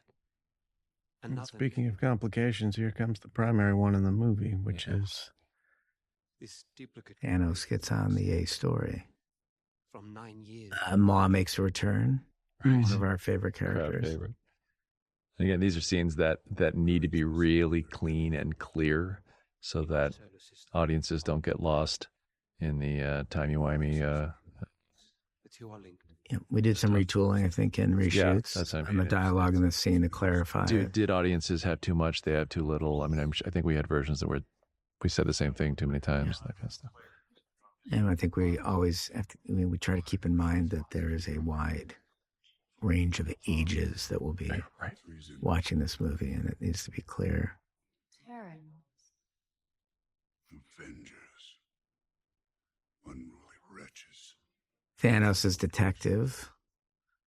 He is a brilliant mind, Thanos, and this is him piecing together with a couple of clues what happens to him in his future. Same Nebula. From 2 different times. He's onto it here. Set course for Morag to scan the duplicate's memories. I want to see everything.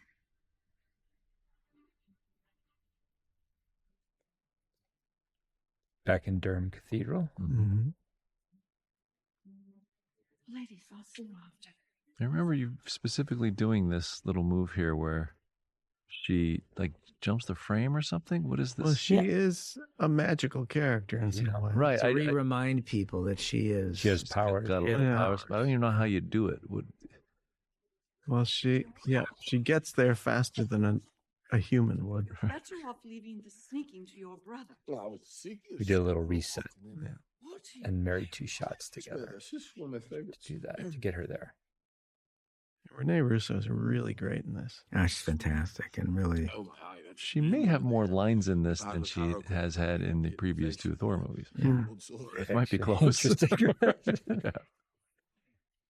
You're not the Thor I know. I mean, it's really to see a mother recognize the pain in her son here, and to see a broken son get to spend time with his dead mother again.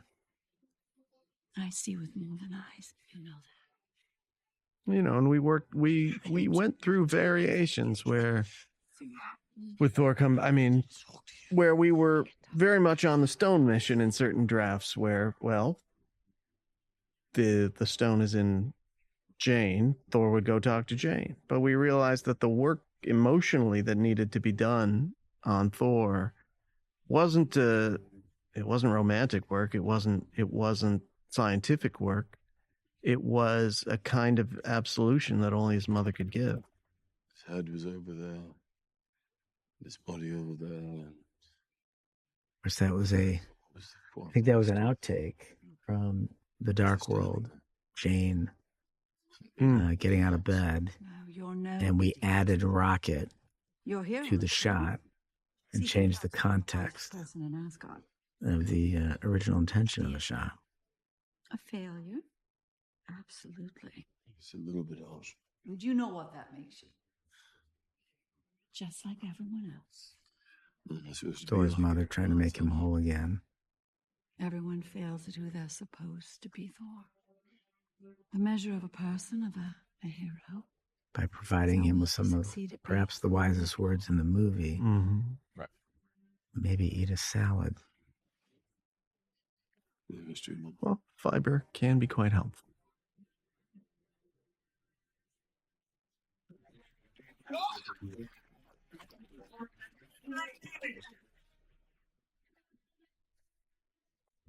But this really is the sort of...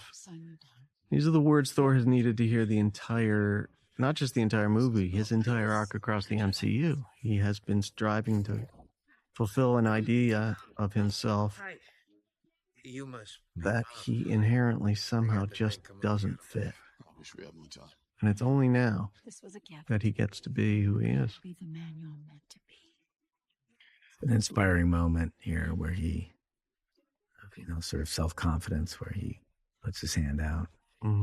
I underestimated it in the script and in shooting. It's a lovely beat here. Because undoubtedly in the last 5 years, he has thought himself unworthy. Yeah. And it's it's his performance. Hemsworth, so he commits to it. Yeah. And then the music cue. And then you pre-lap, right? Which smashes together. That's right. And again, if you're a fan, you may even know what's coming if you remember the song. Yeah. And that's a movie star entrance. Yeah. And it's celebratory, and that's right. I think that the sequence is building to a warm and hopefully fulfilling climax. And then it will take a tragic turn. Right. But for now, the job is to make you feel for the characters, have them have, as we said, emotional moments and moments of repair, keep different perspectives on previous events in the Marvel film. The Marvel films, clearly, like Quill is just a guy with a Walkman on who's singing out of tune. His jaw's broken there, right? At the very least. He lost some brain damage for sure. Whoa. This is the part where, spikes come out with skeletons on the end of them and everything. What are you talking about? And you break into a place called the Temple of the Power Stone. There's going to be a bunch of booby traps. Okay. All right. Go ahead. A little bit of Cheadle improv there. He sort of kind of went. I can't remember. At the end of it, playing with that Power Stone stuff, but Temple scripted. And this beat always, again, it's small, but it's two characters who've suffered and have move on with prosthetics, And also allows you to tell the difference between the two. Yes, it's doing that as well. Later in the film, one of them has I wasn't always like this. Destroyed arm. Me either. But we work with what we got, right? If only she was faster on the draw here. Yeah, it would change everything. It's not so much the draw. I think she's having a little aphasia there. She can't move.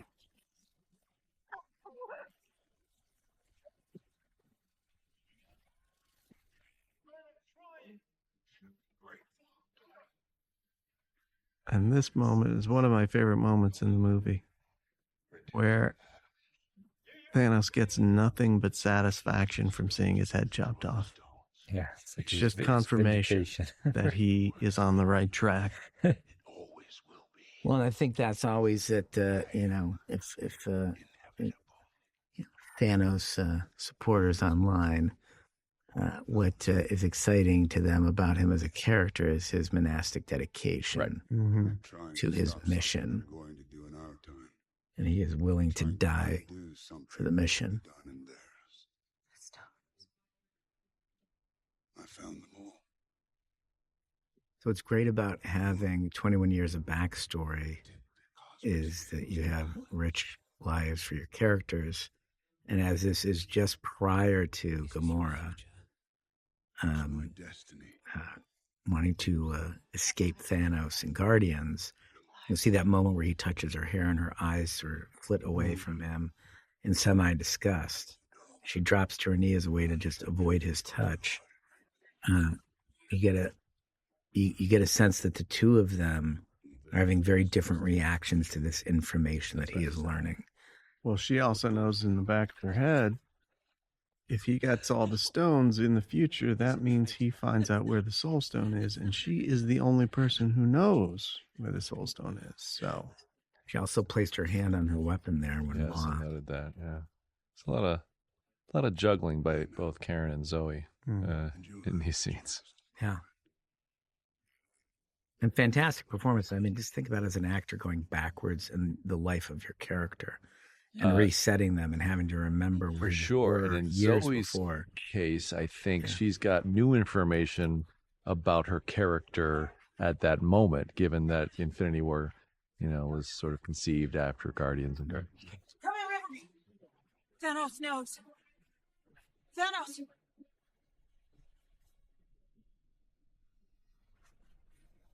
Just remember he set course for Morag.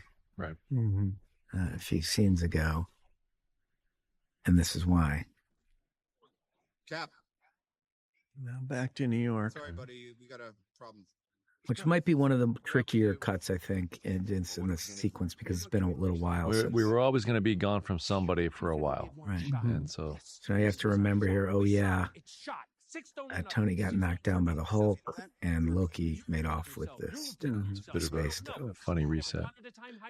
But this is also, it's not just the end of, it's not just the continuation of that thread, it's the beginning of a new sequence. That's right. And remember, every stone mission not only is doing emotional things and getting stones, but there are unpredictable applications in every one of them, some greater than others, but you can go right down the line by, finding Frigga, going off course with Frigga, the Ancient One being there when they weren't expecting it, losing in a stone here to Loki, Thanos getting onto the mission. These all are intertwined and I have a vaguely exact idea. Now here's another performance where, an actor's committing to the stakes and making the scene funnier because of it. Paul Rudd. Looks like we're improvising. Great. Pushing against Robert Downey. Get this back to the compound. Shoot up. What's in New Jersey? And Chris Evans on the scene. Excuse me. 970. Are you sure? Cap. And we're hiding the ball and where they're going. Sorry, America. Rogers, look, if you do this... And I think one of the, You're not coming. I mean, not one of the, perhaps the best pairing of characters in the Infinity Saga, Cap and Tony. Oh, sure. The whole thing is based on their crossing arcs. And we've talked about this before, the idea that Tony goes from selfish to selfless over the course of these movies. I'm just going to interrupt you for the... Right. Enough said. Last appearance during his lifetime of Stan Lee, who had a grand old time and dressing up as his former self. And who'd been Lola, right? I mean, that was the idea. It was the age there, so it looks more like Stan in that time period. And there is that famous picture of Stan in the 70s wearing that outfit with that hair, and Where do you hide it? and now the best cameo in the movie. Oh, who's Mr. Chubby? There he goes. Not that guy, the other guy. Delightful. You crushed it. Talk about fortuitous moments in storytelling. You actually have a location that would have contained Howard Stark, Hank Pym, and Peggy Carter. That's right. All at the same time. It's one of those moments where the various MCU strands come together in a really satisfying way. You have the flashback from the beginning of Ant-Man, you have the first Captain America, you have Winter Soldier happening here, and all of Tony's various relationships with his dad throughout the whole series. I think the tone of the end of the movie changes without this chance encounter between he and his father. Oh yeah, it's not as hopeful. It's not as much resolve for Tony as a character. Well, it's his final unresolved personal issue. Back in the game. And probably his longest standing one in the series. Sure. Certainly one we've hit several times. Hey! Door's this way, pal. Oh, yeah. Looking for Dr. Zola. Have you seen him? Yeah, It is remarkable what visual effects will allow us to do now. We certainly would not have tackled this story 15 years ago. No, we're trying to do it with makeup. It would just be makeup and, this is a great performance between these two actors. Filled with so much. It's so pregnant with Howard Stark. with their history. And it's just something, this is one of those opportunities that working in this genre allows you, and it's not just men in capes smashing through things. You have the opportunity to take a son Need your briefcase? and put him in a scene with his own father where the son is older than the Not father. one of those beatniks, are you, Potts? The son has a child, so has more experience in parenting than the father whose wife is pregnant with the son. Right. And it's not for, we don't play it for laughs, but it's pure emotion. I mean, that's the best science fiction can do this kind of stuff. Now, this is clearly would have been impossible 10 years ago. You're right, exactly. The streets of San Francisco, Exactly. Michael Douglas. Right there. Incredible. And I just want to retroactively tip of the hat to Russell Bobbitt for providing that The Ant-Man vintage Ant-Man helmet we just saw a moment ago. Captain Stevens. Shipping.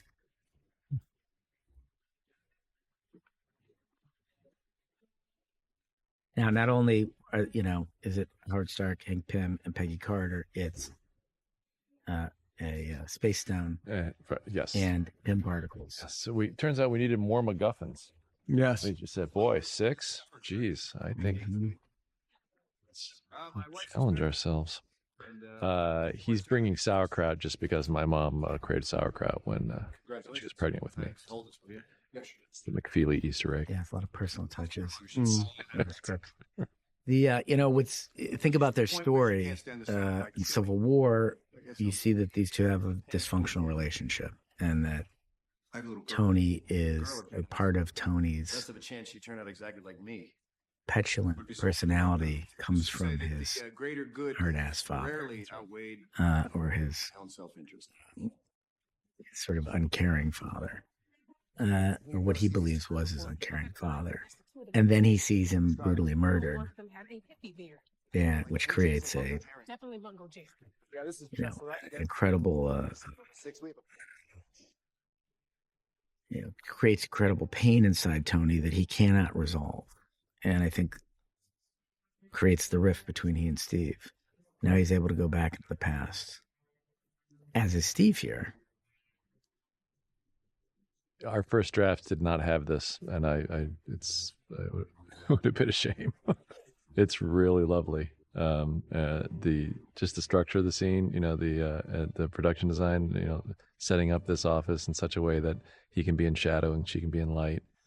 And that performance from Evans, the longing on his face without a single line of dialogue, you understand how important she is to him and how much he misses her. This is now the 4th time. So even if you somehow didn't see any of the movies, you know who this person is to him. Yeah. And by seeing his picture on her desk, he gets a little bit of confirmation that she wants the same thing he does. Or hasn't let it go. Yeah. So that if he were to go back, it might be reciprocal. Now here's the son giving the father advice. Yeah. It'll help the father moving forward. Oh, yeah. Did you feel qualified? Like you had any idea how to... That's a nice indication here that maybe the reason Howard was a hard ass to Tony is that he didn't want Tony to turn out like him. And if you go back in the MCU and see Dominic Cooper, he was quite like Tony. I just remember the good stuff. He did drop the odd pearl. As Tony gaining insight into who his father was. No amount of money. Oh yeah, he says here, my old man, Smart guy. only solved problems with a belt. Yeah. Tell you that kid's not even here yet, and there's nothing I wouldn't do for him.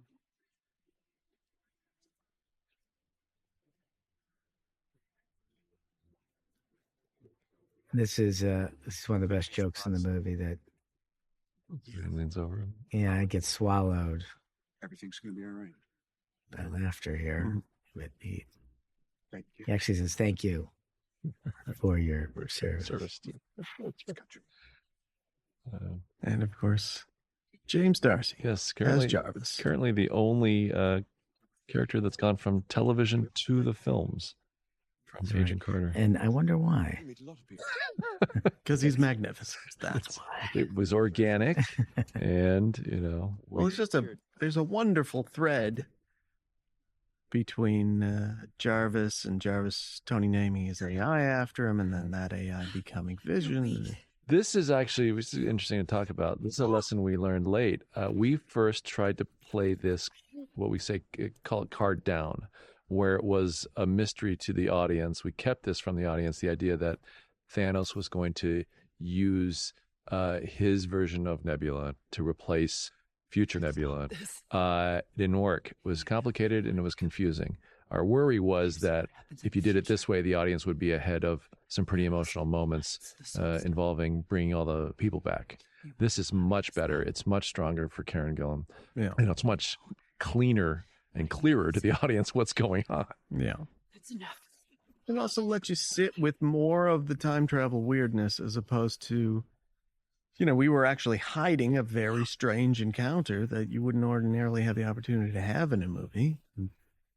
Why not do it? Kudos again to Karen for this performance. Mm-hmm. It's very difficult as an actor within an hour of each performance having to perform the other character. They're so different. One is hateful and the other is enlightened.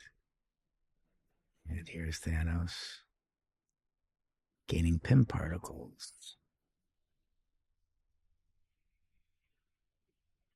Now, the obvious assumption being that Thanos, who has a spaceship that can carry his army throughout the galaxy and conquer planets, can also figure out how to science up a little. Yes. Yeah.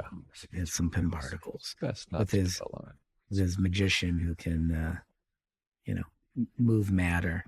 That's right. Now, if you remember Infinity War, and you probably do if you're seeing this movie, when you get to Vormir, your dread starts to build because you know what the price for the Soul Stone is. And so act construction-wise, this was always going to be last. And I think Jeff Ford and you guys in editing sort of moved pieces around so that pretty much all came together. It wasn't intercut in any way, which is smart because it is, the end of Act 2. It is the darkest thing that can happen. We're losing emotional momentum. That's We're the cutting thing. it up. And, I think, yes, it's tonally very different than what's happening around it. Right. So, you're gaining repair with Tony and his father, sense of longing from Cap. You're hoping for repair there. And if you were to intercut that with what is ultimately going to be someone's death scene. Yeah, it would be. You'd only cut it right around here. It'd be an open question. And your brain may be focused more on, I need to get back to Boromir and figure out right what's going to happen there. And again, just constructing the act and the scenes. For one of you, somewhat a pair of people who could arguably love each other needed to go to Boromir for this to work. That is correct. And this was the obvious pairing in our minds. And then the question becomes, who's going to be the one to go over, and how is that going to get done? We actually reshot this. This is much better than what we had. It was a little more complicated. It was Thanos and sending a small army to pretend to try to stop them. It was sort of awkward, it was kabuki theater. But it while it lit a fire under them to do the act, it also took a little bit of the agency away. And we lost the characters. Yeah, that's right. So, and then I think in the edit room, came up with this. That's right. Tragic structure, which is two people who love each other fighting to see who's going to jump off a cliff and kill themselves. Right. And the tension in the scene, the billions of people stay dead. The pain that the audience feels, because any second it could be either one of them. Mm-hmm.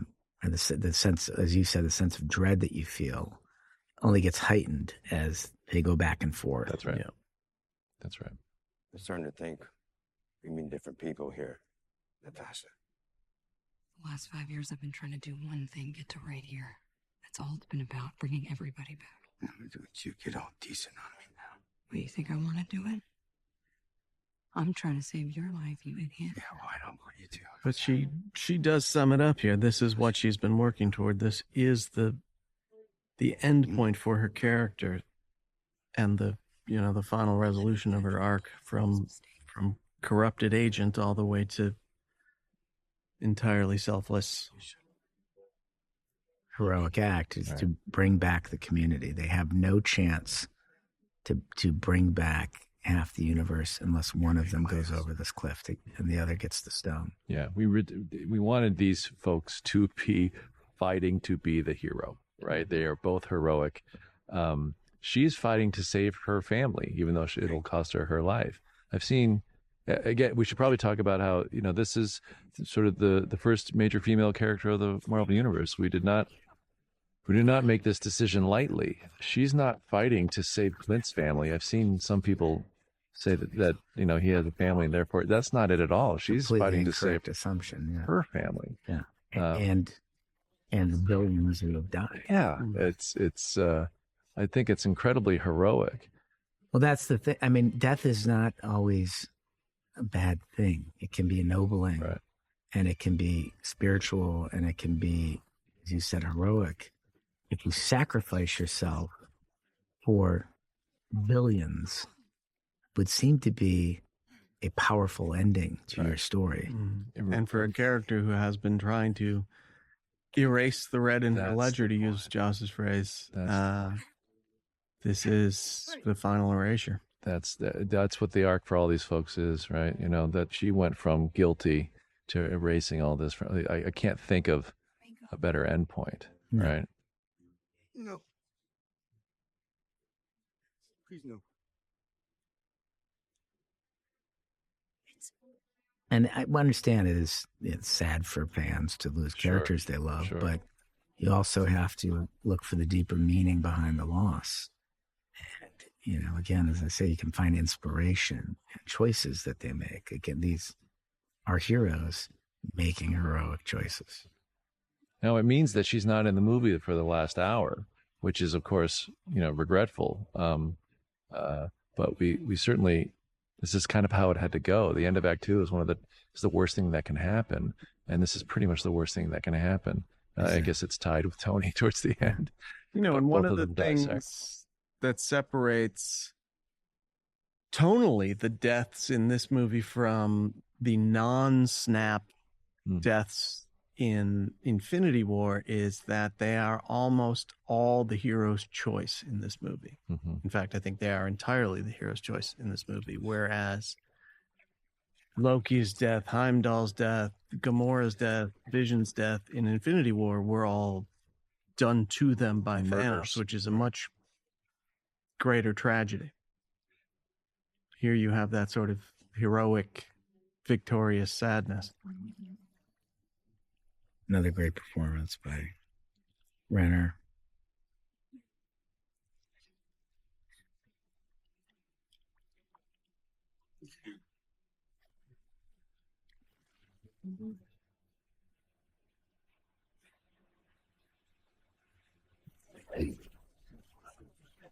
And they all return seconds after they departed. Love that. I love how happy Don Cheadle here is right before. Are you telling me this actually worked? And they're focused on the mission. The assumption isn't. And they had this ridiculous plan. Does it work?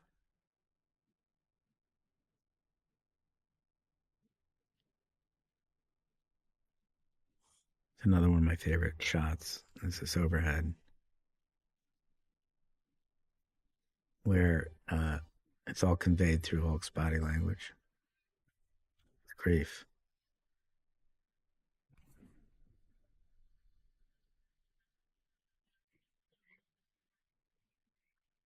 Now, this is a unique circumstance for the Avengers. They, for the first time, have lost one of their own.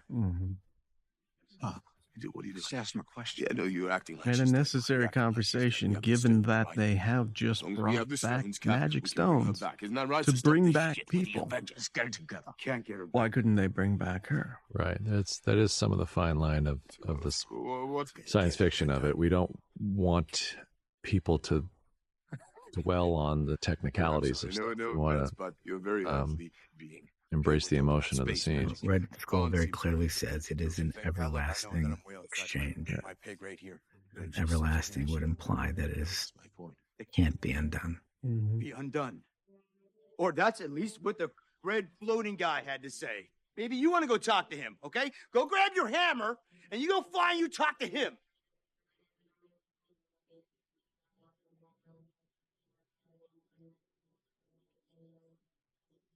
It's supposed to be me. Sacrifice her life for that goddamn. And as a director, being life on it. able to work with the cast this incredible is such a gift. Especially when characters are in their lowest moments. And you've seen these faces go through so much over 22 movies. Like, it's all written right there. There's a nice, after the tragedy, and just a nice return to comedy here with Rocket's Boom. But it's not immediate. Like, it takes a good 60 seconds. It would have been weird if it was too fast. It takes Eitri and you know, a legendary forge to make the first glove. Right. And it takes just a little Tony stuff. Banner, Tony, and Rocket to make the second one. Question is, who's going to Three of the scientific geniuses of the Marvel Universe. Okay. Wait. Thor, just wait. Here's Thor again searching for purpose. Oh, I'm sorry. We're all just sitting around waiting for the right. Should be me. We should at least discuss it. Look, sitting here staring at the thing. And we take a scene to lay out the stakes of what can happen to you if you put that glove on. If you're paying attention to the beginning of the movie, when you see Thanos, his arm is almost gone at that point, and he's used the stones twice, and you know he's crippled. He has very little strength left. That's why he's so easily defeated in that scene in the cabin. Cheese whiz. And I want to, before we destroy it, give another credit to Charlie Wood and the lighting team. This Avengers compound, which appears to have natural sunlight filtering through everything, is in the abandoned conference room of a semi-abandoned Sheraton out by the Atlanta airport. The radiation's And it's a magnificent looking thing. Yeah. You'd never know. It's like And it's a really great performance from Ruffalo there. made for us. I think that's ILM doing really excellent work with the emotional expressions of Smart Hulk. All right, so if you're paying attention, that hand should be destroyed. Mm-hmm. That would be Yeah. your first clue. Let's do it. You remember, everyone Thanos snapped away. Just on a just bringing them back. act construction level, we were faced with a strange problem where we needed 2 snaps of the gauntlet, and asked ourselves often, what does it mean to bring everybody back? What is the best way to do that? And we certainly tried a version where everyone came back and you knew it immediately. And there they were. Maybe they all came back to wherever you wished them to come back. And then Thanos attacked them all at once. It's certainly doing that prevented us from a really heroic reveal, just coming in about 20 minutes where the cavalry comes. Well, and also, I think, would counter to the logic that everyone would just return to the moment from which they disappeared. That's the thing. It's Also, it made the fight feel like an afterthought because they had accomplished their goal. Now, even if those people are brought back when Hulk snaps his fingers, you still have that lingering feeling that all is not resolved yet. Right. We know how powerful Thanos is by his quick defeat of the Hulk in Infinity War. So this is an incredibly painful experience to put on the gauntlet that controls the universe.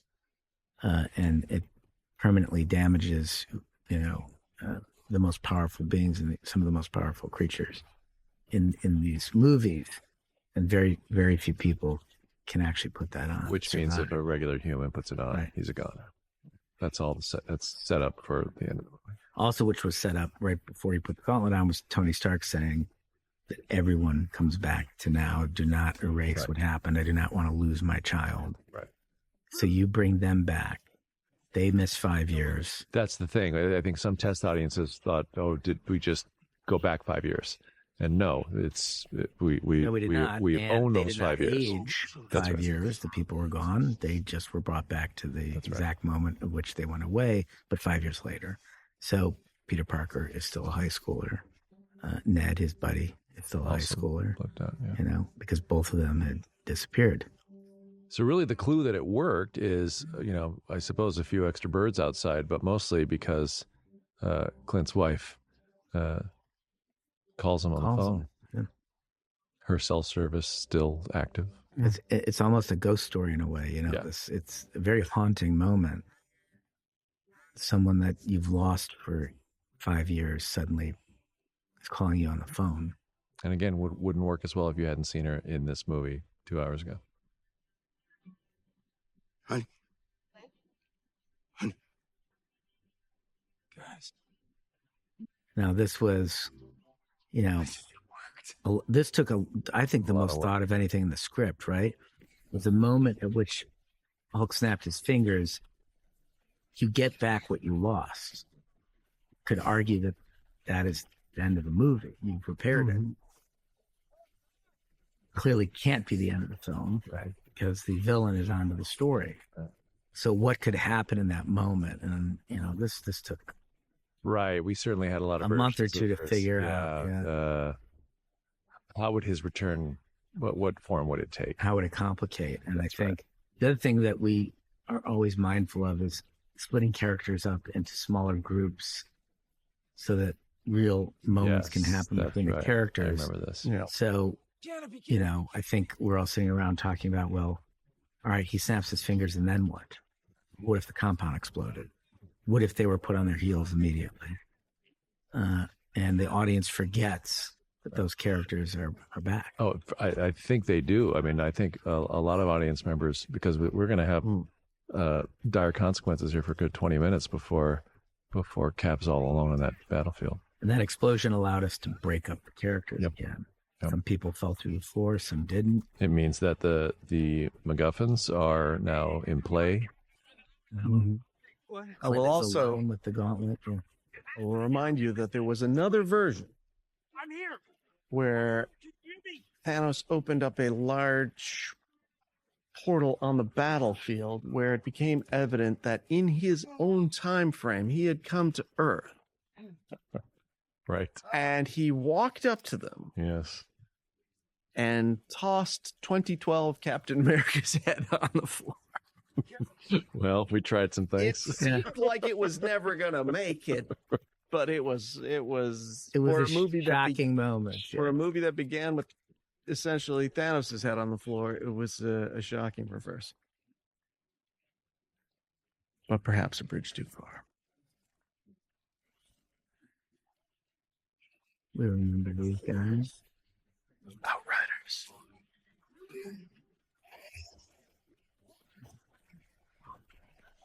So again, look at the construction of the scenes. You've established where the MacGuffin is. If what would happen if Thanos found that? Oh, Thanos has just come to Earth. Well, he's heading towards those things. That's going to be a problem. Daughter. Yes, Father. And here you have the final confirmation of what has been going on with your various nebulas. They suspected nothing. And his decision to wait is to pull the Avengers to him, allowing Nebula. And it's sort of the beginning of a philosophical Thanos that you know from the other movie. Where he lays out a new plan, which is to wipe it all out instead of half. Right. Now he's going to go for the full Megillah because memory, emotional memory, is the enemy of progress. It turns out his philosophical mission. Humans and actually, I guess, the rest of the universe won't accept his gift. In the future, How rude. Yeah. what happens to you and me? Now remember, this was a Gamora who was ready to flee from Thanos. Several times. Yes, I don't have much problem with her. Yeah. Turn of Become friends. change of heart. She's having premonition about Become sisters. which side of the line she should fall on here. This is all accelerating in a way that it did not in the original timeline. And she's now becoming the Gamora she was always meant to be, much faster. It's just a small nod to she knocked her hand away about an hour ago. She grabs it. Come on, buddy, wake up.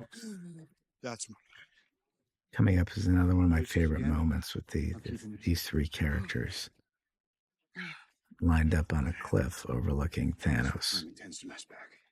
You'll see. It's the promise of what was never fulfilled in Infinity War because of Civil War. Yeah. Right. Now here these two are standing shoulder to shoulder, ready to face him together. And the philosophical Thanos. And Thor's got two weapons. Absolutely nothing. And a braided beard. And no weight loss, because I will point out he's fixed. All I know is he doesn't have them. So we keep it that way. You know it's a trap, right? Yeah. I don't much care. Good. Favorite moment right here. An agreement. His eyes start to glow. He's back, but he hasn't changed. Exactly. Let's kill It's him just a confident version of who he became.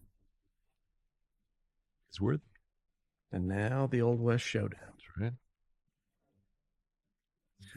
So finally gets to do with Sergio Leone and stuff. Exactly. This is our homage to Good, the Bad, and the Ugly. Where did that bring you? Back to me. We looked at a sequence from Once Upon a Time in the West. Remember at the end? Bouncing in Fonda. Fonda, The other And half it's right before the final showdown. And But you've shown me two of them sort of talk about the whole movie and what it means, what the thematics of the movie mean before they go out and face each other. Very wide, those shots. Yeah, it's the railroad is coming. Progress is coming to the Old West. They're both a dying breed. Different sides of the coin, Because now one is evil and one isn't. I know what I must do. And they're going to go behind the house and down to its last atom. Fight it out. And metaphorically, I always like just the metaphor of that movie makes me tear up. The moment where the score kicks in. Right. Teeming with life. It's sort of, growing up film nerds. These are the moments that we try to capture and give to other people. A grateful universe. Born out of blood. They'll never know it. Because you won't be alive to tell them.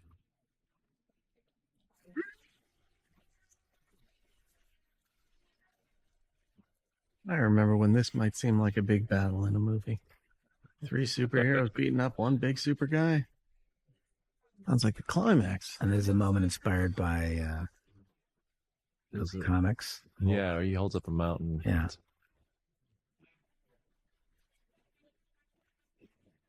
And this is going to be a twist that plays out later is that Ant-Man will convert himself into Giant Man in order to save those characters who are drowning.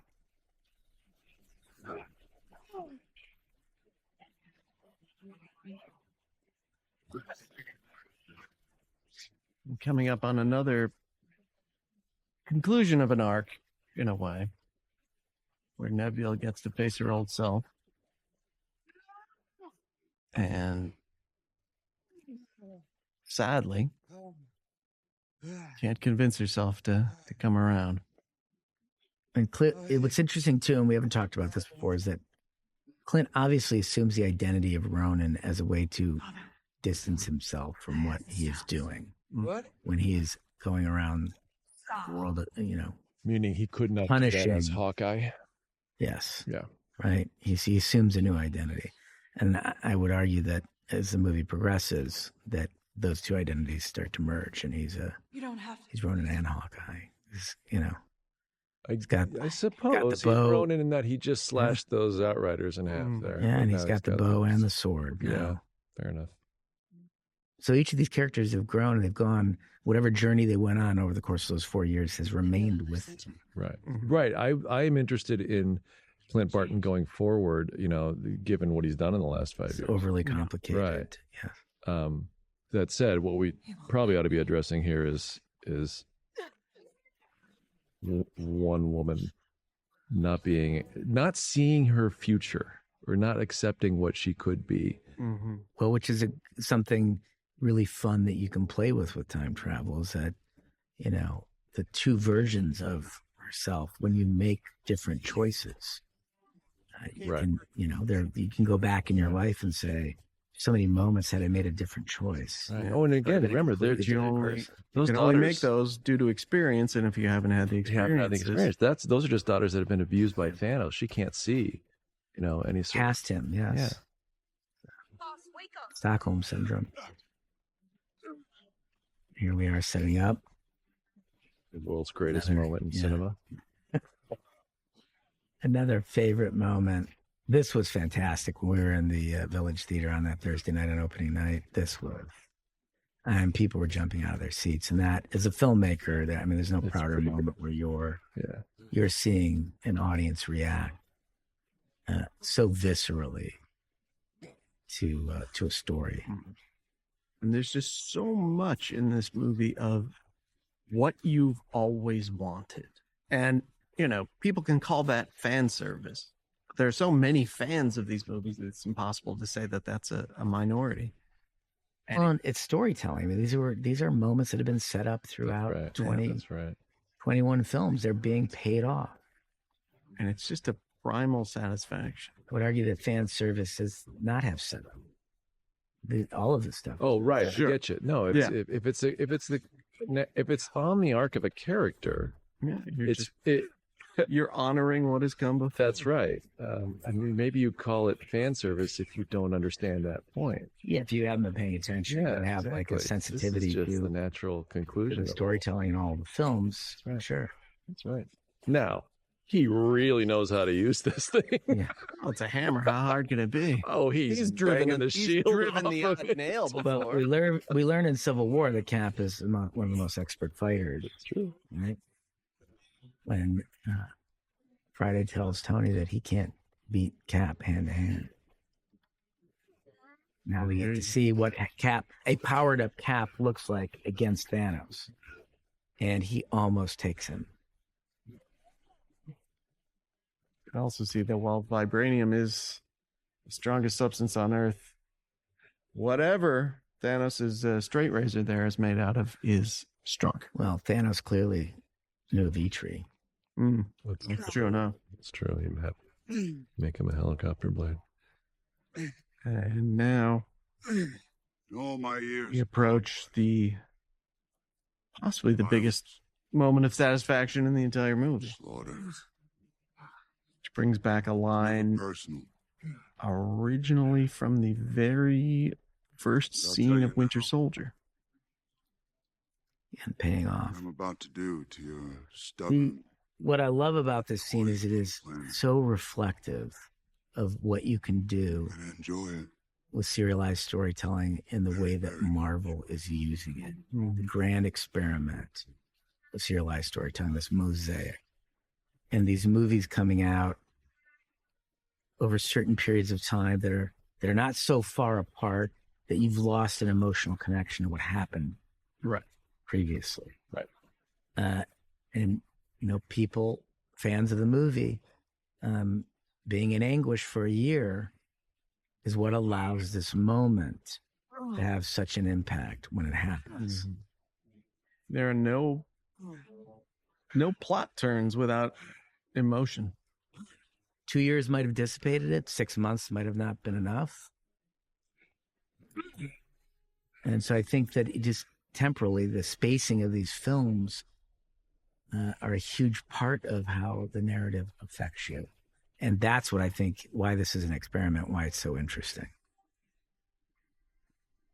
on a storytelling level. That should be my screensaver. But.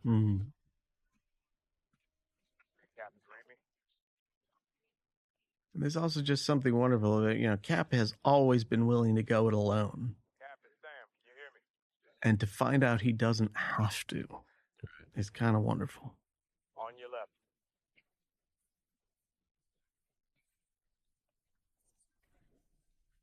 The moment of tension, who's going to be the first to walk through that portal. Also, if you don't know the visual language of the MCU, maybe you don't understand that that's a Doctor Strange, portal. But who else would you want to have your back in this moment other than T'Challa and Wakanda? And then Sam. And that nod. I've got you.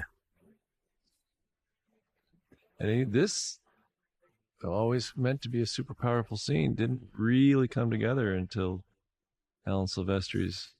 Oh yeah, this piece of music is incredible, and it could be one of the greatest pieces of music that Alan's ever composed. I think his score in this film is beyond exceptional. Right. I would argue it should be considered for things. I would argue the same, as I don't believe that Alan has ever won an Oscar, which is somewhat ridiculous. Criminal.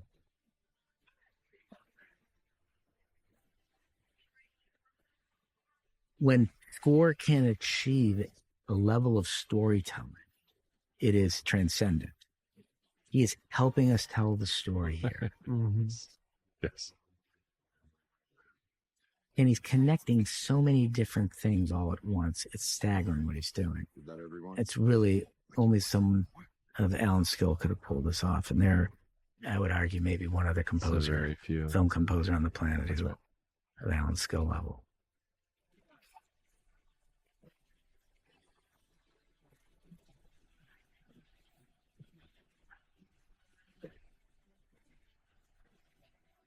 So this was always intended to be what it is, which was an incredibly rousing moment where the reinforcements arrive to go toe-to-toe. And you finally get to hear. That's right. 22 films. Assemble. Was it your idea to go under with that, or Evan's? It was ours. I felt like it would be more interesting. It is more interesting. Unfortunately, him catching the hammer created a lot of energy in the theater, and I don't know that people first weekend actually heard it. That's fair enough. But this is why you can go back and see it again. Exactly.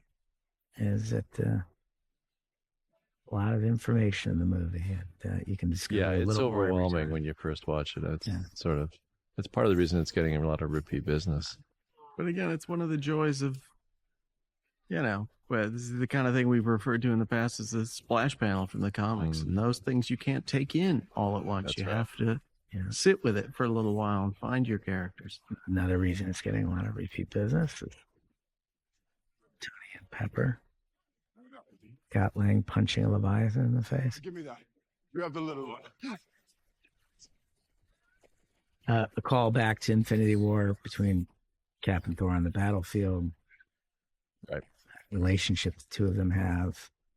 And another signal that Thor is on the road to repair is that he is not threatened. That's right. By Cap's worthiness. That's right. And the look on Tony's face here is he. Yeah, this gets a big moment, big Gets cheer. back. Well, there's so much going on here, right? He won't. He gets back the kid that he lost. He never hugged that kid before. There's actually a great joke in the beginning of Spider-Man where he's only Robert Downey. Again, this was a section called team-ups and reunions, and we certainly could do this all day. All sorts of people deserve the chance to hug and, rediscover each other, or just new team-ups of characters from different franchises, but there were only not a lot of time for it all, so we concentrated on the ones that were most important to the story. Or just so purely delightful that you couldn't possibly not have them, such as... I thought I lost you. A Gamora who does, has no interest in Peter Quill. No memory of any interest in Peter Quill. You missed the first time. Then you got them both the second time. This is the one? Seriously? Your choices were him or a tree. Now we're back on A plot. The stones reappear on the field. What are we going to do with them? Thanos wants them. Where do they go? Going out to digress. But I was just thinking it would be interesting if she chose the tree during. Well, You know what? We've given James a lot to work with. So Hulk reminds us there that these stones have got to go back to the past, right? How are we going to get them back to the past? Oh yeah, they've got a van with the Anyone see an ugly brown van out there? Yes! But you're not gonna like where it's parked! Scott, how long you need to get that thing working? And this is just the gentlest reunion for these. Yeah, that's the thing. They don't get much, even though he's a driving force in the story. Well, and again, there's another Ant-Man movie. Yeah, there's some stuff to play there. Now we have to remind you of, that this seemed to be something that was completely premeditated.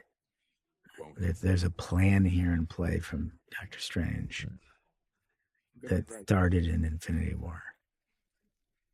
And it was a very risky plan that involved the death of half the universe. It's dead. Temporary. What? It's dead. I have to hotwire it. Where's Nebula? If you remember, in Civil War, when he introduces himself. This is very subtle, but yeah. T'Challa says, I don't care. And now he says, Clint. Yeah, that's true. Give it to me. So this is the section we refer to as the flea flicker, which is a chance for several characters to carry the load of the gauntlet, trying to get it towards the van, and to be assisted along the way by other characters. It was sort of a unifying idea to get a lot of teamwork. And in the early drafts and concept art, it changed hands. And your mother. Everybody got to touch it. And now it sort of got down to a meaningful 4 with various side events like this, where Scarlet Witch gets to get her revenge. Yeah. She's really the biggest threat to Thanos on this field. She is she's a very powerful character. And he has to, in a way, cheat and sacrifice his own armies just to escape her. Instant kill. Instant kill!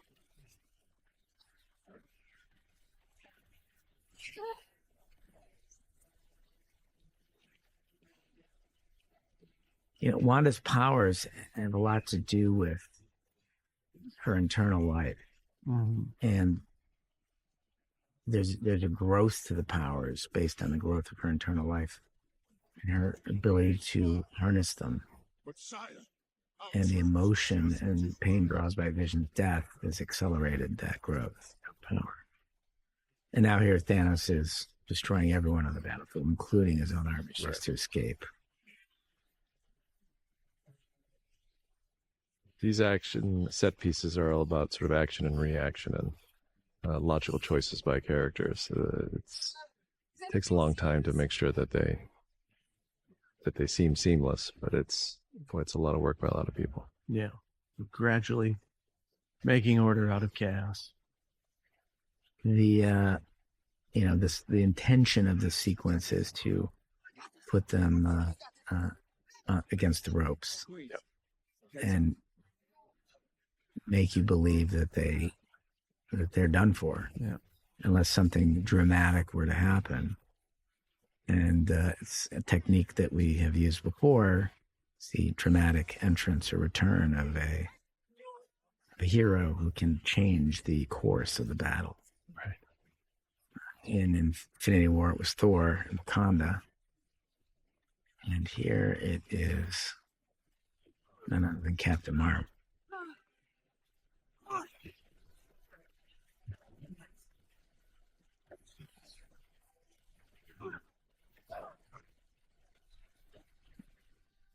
We did this through Rocket's POV because, two of them have a little bit of a history that involves a haircut insult. He knows a little ahead of time who this is going to be. Mm-hmm. Friday, what are they firing at? Something just entered the upper atmosphere. And we know that she has the ability to fly through ships to destroy them. We saw it in the climax of our own movie.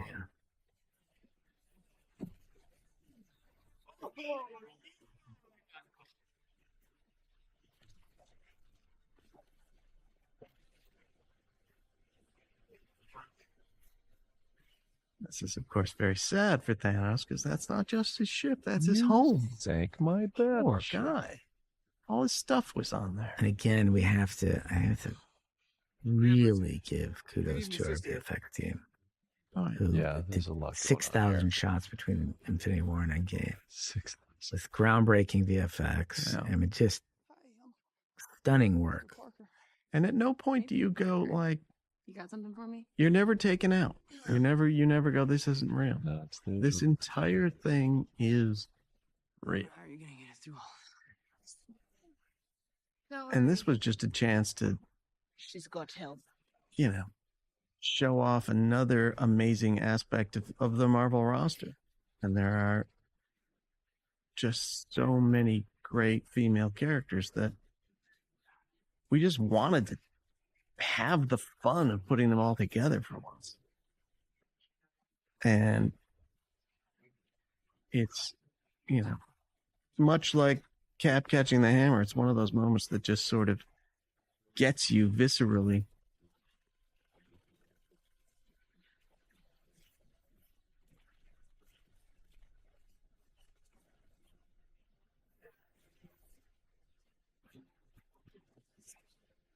We're teasing the showdown that many people are anticipating.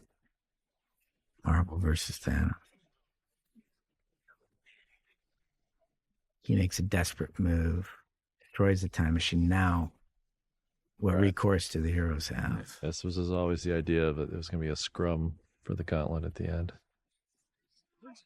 Because we knew where we wanted to get with Tony, and we knew there could not be another option left on the field in order to get there. And if he gets this, remember, it's the end of the universe as we know it. Right. It's going to start over. I love this moment where Cap and Thor are teaming up to try to pull that axe into Thanos' throat. Savage. And then here she comes.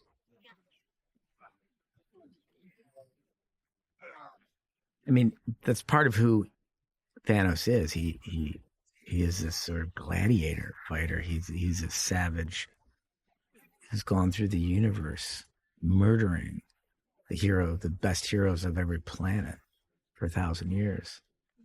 And then he runs into Captain Marvel.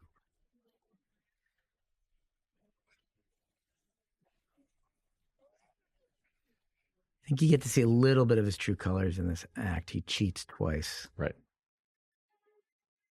Turns the guns on his own troops. And he, in a moment... Sort of grows more noble. He's more noble in Infinity War. As a philosopher, yes. But here we have Tony realizing what needs to happen. So the setup from the end of Infinity War, where he couldn't understand what the hell Strange was doing. Tony, it was the only way. And blame Strange for giving away the universe. He now understands it all. That it was always meant to be him. Inevitable. And nanotech. Right, that's right. If it's unclear how he got him, it's two similar gloves talking to each other in this nanotechy way. And his suit is keeping him alive here. Wow, as the power is coursing through him. Yeah. He doesn't have a lot of time. But when he snaps those fingers, it's too much.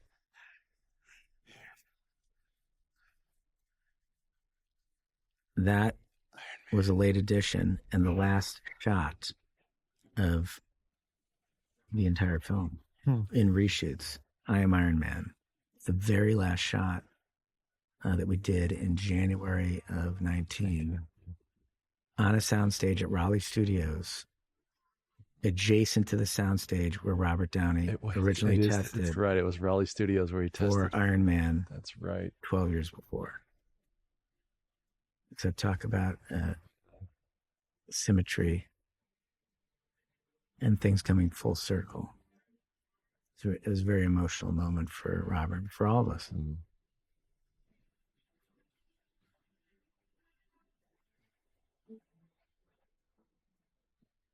Now, what we wanted to do here was draw out your expectation about whether or not Thanos was actually going to go.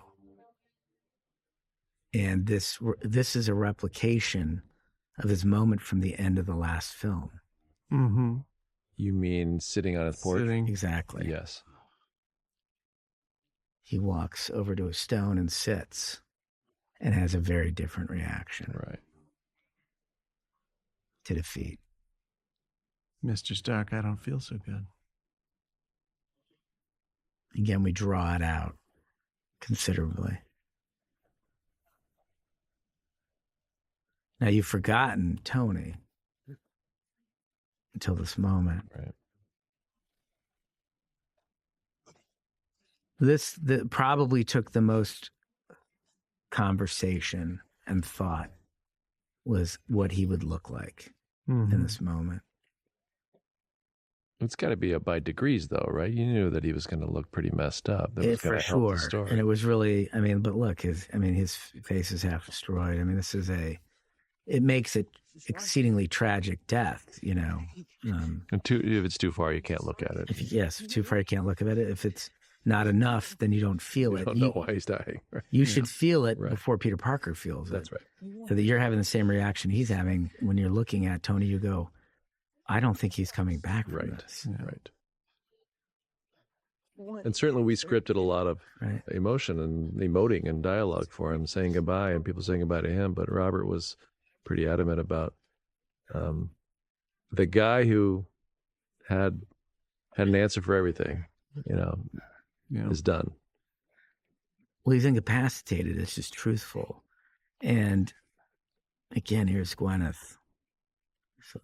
Phenomenal performance, restraint. Opposite her husband who's dying and trying to give him peace in his dying moment by showing strength and telling him that they're going to be okay and giving him permission to rest, which is the thing that he could never do. And she doesn't display any emotion until he's gone and he can't see it. It's a fantastic performance. And I'll admit, I think the first time that we cut this together, I think everybody in the edit room cried.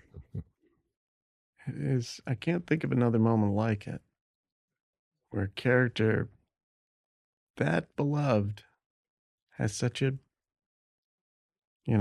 complicated ending, but also just an honest on-screen death. That's a real human death.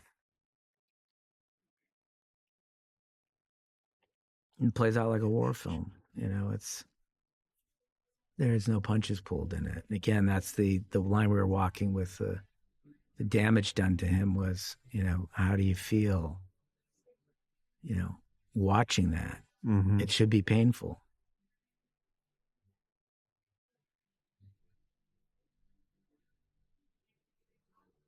This kid's got a future in pictures, I'm telling you. Once again, the kids you saw dusted at the very beginning of the movie now returned. Yeah. And as you'll discover in Far From Home, that has just come back. Peter's just come back, and they're back at school where they're going to find that quite a few of their classmates have back at school where everyone's a stranger. And here you begin to hear Everybody wants a happy ending. Tony Stark deliver his own eulogy, which is something we always wanted from the first draft. Of how do we bring back the spirit and the lightheartedness that Tony always brought to these movies while not betraying the fact that he is in fact gone. Get it back and something like a normal And version. The planet has been restored. Tony Stark, a man of that substantial ego, despite the fact that he just sacrificed himself to save the universe, he'd find a way to deliver his own eulogy. To this extent, I mean, I wouldn't have been surprised, but come on. Clearly, he, the technologist Forces of darkness and light. and the futurist knows enough that before he goes on a time travel mission, perhaps he ought to leave a message to his wife and daughter in case that So I thought I probably slim odds did not lean in their favor. on my part. I mean, not that death at any time isn't untimely. This time travel thing that we're going to try and pull off tomorrow, it's got me scratching my head about the survivability of it. I think also this is another late addition. We only came up with the idea Hero gig. for the I Love You 3000 at the end of the movie in post. Well, you can see it. So this is an ADR line, which is why I just delivered off camera, because we never would have made that choice had we shot it. 3000.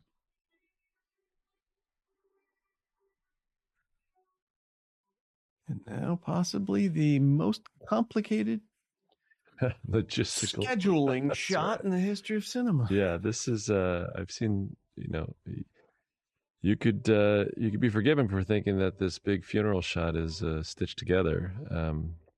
But this is all one take. And you shoot 5-6 takes?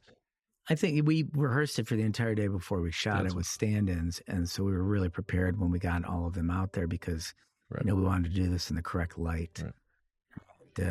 We got 5 or 6 takes in, I think. If you look at everyone's reaction, it really signals who they are as a character and how they felt about Tony. Mm-hmm. I love how stoic Benedict is. Yeah. Yeah. He knew that Stark had to be sacrificed. What other reaction could he possibly have? Right. Oh, I think you go back to Infinity War when he says, when Tony asks how many do we win? Yeah. And he says 1. That's a pregnant beat. He knows exactly what's happening in that moment. This is also in all my memory of comic books, all funerals. You always saw when a major character died, all the other heroes collected at their graveside. And this is really an homage to that concept. Why we wanted to do it in a oneer was for that reason. You're sort of, the camera is winding you through the history of the Marvel universe through each franchise, all the way back to the man who it's a bit of a flex. started Started the Avengers. Mm-hmm. Nick Fury.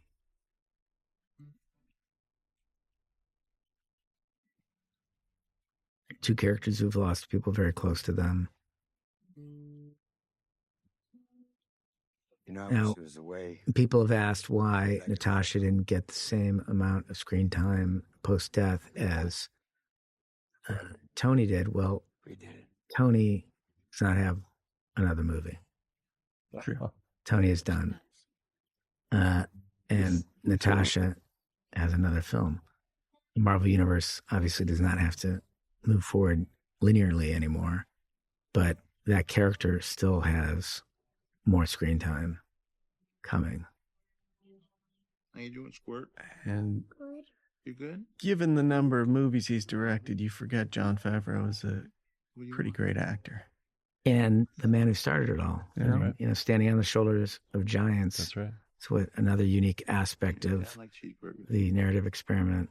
It's Marvel Universe is it's a bunch of artists working together in concert and handing the baton off from one to the next, and everyone bringing their own spin to it and their own thoughts and emotions to it. And, you know, the poetry of having John sitting there with Tony's daughter is really special. So, Just as a filmmaker, you know, it feels like a thank you from us, a love letter from us to John. oh, but people need a king. Oh, And here we have Thor resolving his last issue. It's an epic movie. It's a lot going on. So you're gonna have a few different endings. And the way that we, you know, the tone shifts, you know, 40 minutes into the movie I'm supposed to be. from sadness to humor. We're once again shifting you out of the sadness around Tony's death and back into I'm counting on it. these characters and the fun of their relationships. Mm-hmm. So I love how clear-eyed Thor here is. What will you do? He's still, you know, still a little sloppy, but For the first time in he's got the eyes of a hero again. I do have a ride though. Move it or lose it, airbag. And then this, which is just pure joy. No, it's hard to predict chemistry, really. Now, notice he was searching for Gamora. He does not know Right. where she is. She's certainly a thread that's still out there. Yeah. And the audience does not know where she is. Oh, we're too fast. It's an intentionally vague Just so you know, ending for the this is my character. ship still. I'm in charge. I know. Of course you are. I could certainly watch an entire movie or two with all of these You guys. say, of course, but then you touch the map. It makes you think that maybe you didn't realize I was in charge. Hey, Quail, that's your own Whale? security's in there, okay? I'm merely trying to be of service and assisting. Quill. That's what I said. Should fight one another. Hey, think back to Thor, the original film. Yeah, he's come a long way. The character's come a long way. And Hemsworth has come a long way. And he's made very brave choices along the way, like some of the bravest choices of anyone. Yeah. Well, I think the trilogy of Ragnarok, Infinity War, and Endgame Not necessary. mark a real turning point for him as an actor and for Thor as a character. And Hemsworth, that son of a bitch, won the genetic lottery. On top of that, he is also hilarious. Yes. And a really sublime comedian. Remember, you have to return the stones at the exact moment you got them. You're going to open up a bunch of nasty alternative realities. Don't worry, Bruce. Clip all the branches. Stones have to be returned. I tried. And Steve's the man to do it. I really tried to bring The responsible one couldn't possibly have an ulterior motive. Yeah. And we once again reinforce that, you know, that it was an everlasting exchange. The rules cannot be broken. Even the stones cannot return someone who has sacrificed himself for the soul stone. You're a good man, Sam. Now, clearly, not Bucky a knows something here, right? Yeah, I think it's clear from Sebastian's performance here that Don't do anything stupid. that he's been clued in. That Bucky's been clued into Steve's decision. Why would he say, I'm going to miss you if it's going to be 5 seconds? He knows. Now, We don't know the extent of which what Steve told him, but clearly he told him something. Yeah, and I don't think he said, I'll Be okay, Buck. I'll go be sit on the back. bench over there. Yeah. Yeah, I think he's certainly surprised to see that. How long is this going to take? For him, as long as he needs. For us, 5 seconds. One of the joys of the last 11 years is seeing Cap so effortlessly pick up that hammer again and again. You bet. Going quantum. 3, 2, 1. And returning in 5, 4, 3. And I have to say, when this got figured out, it never changed. And this was pretty early. This was one of the first things that, I think, and you're right, it never changed. But both Tony and Cap's endings were very clear throughout the entire process. Yeah. You cannot tell a story between two films unless you understand the ending of the second film. No, we put stakes in the ground and drove at him. Yeah. And you can't write the last chapter of a book with 21 preceding chapters without knowing what the final 30 pages are going to be. And I find it hard to believe, and that's what makes Marvel so special, is that we were given the opportunity to take this character all the way from start to finish over the course of however many movies, to bring him all the way back around, back to Peggy again, back to the 40s again. The other thing is, what has to be applauded is taking a commercial property, is a lucrative commercial property, and committing to finality, an ending. Right.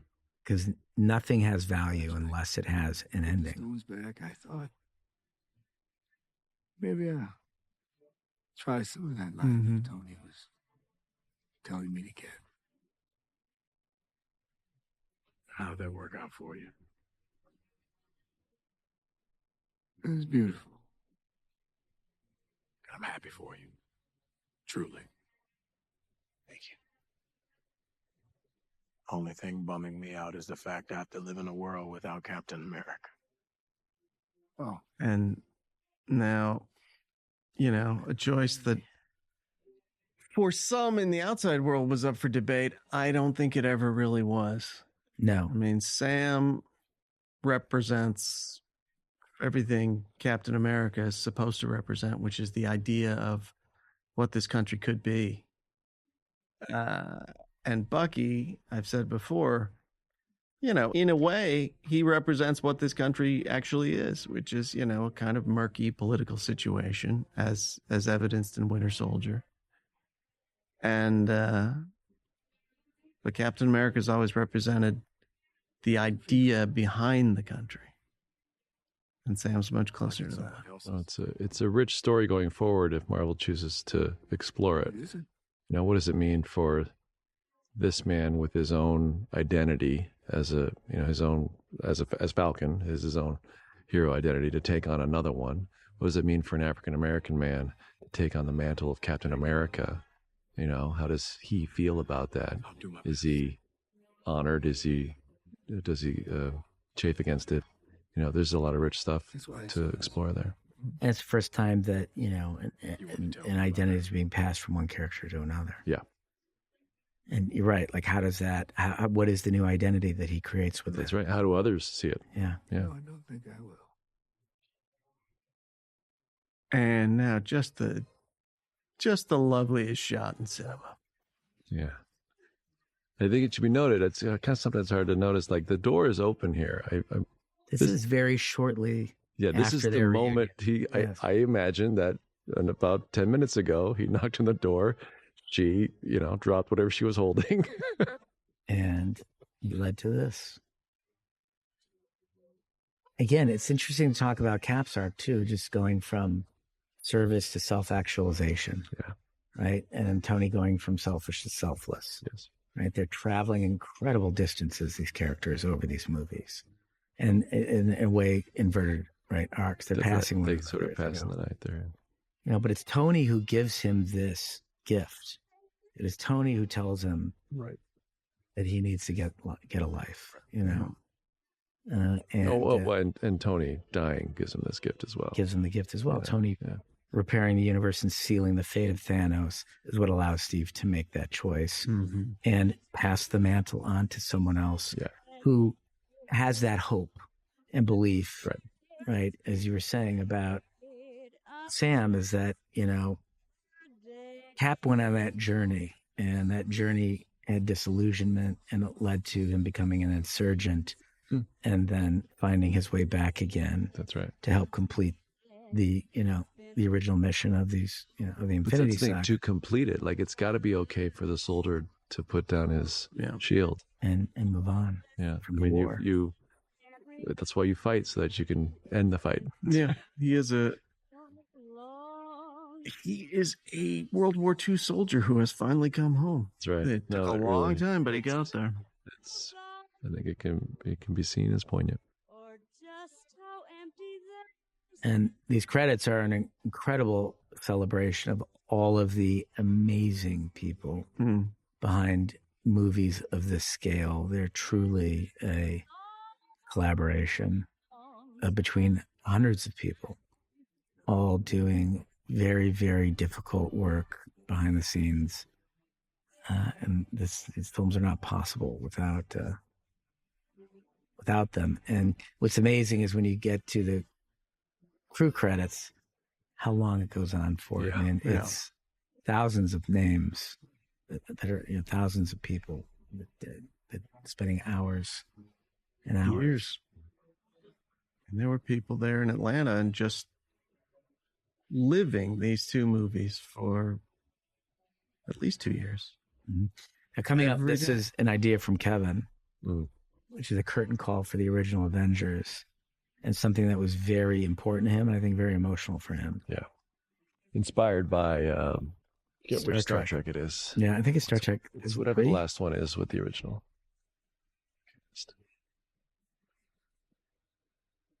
But it's you're in a Broadway theater. It's a curtain call. It's the cast coming out to take their bows.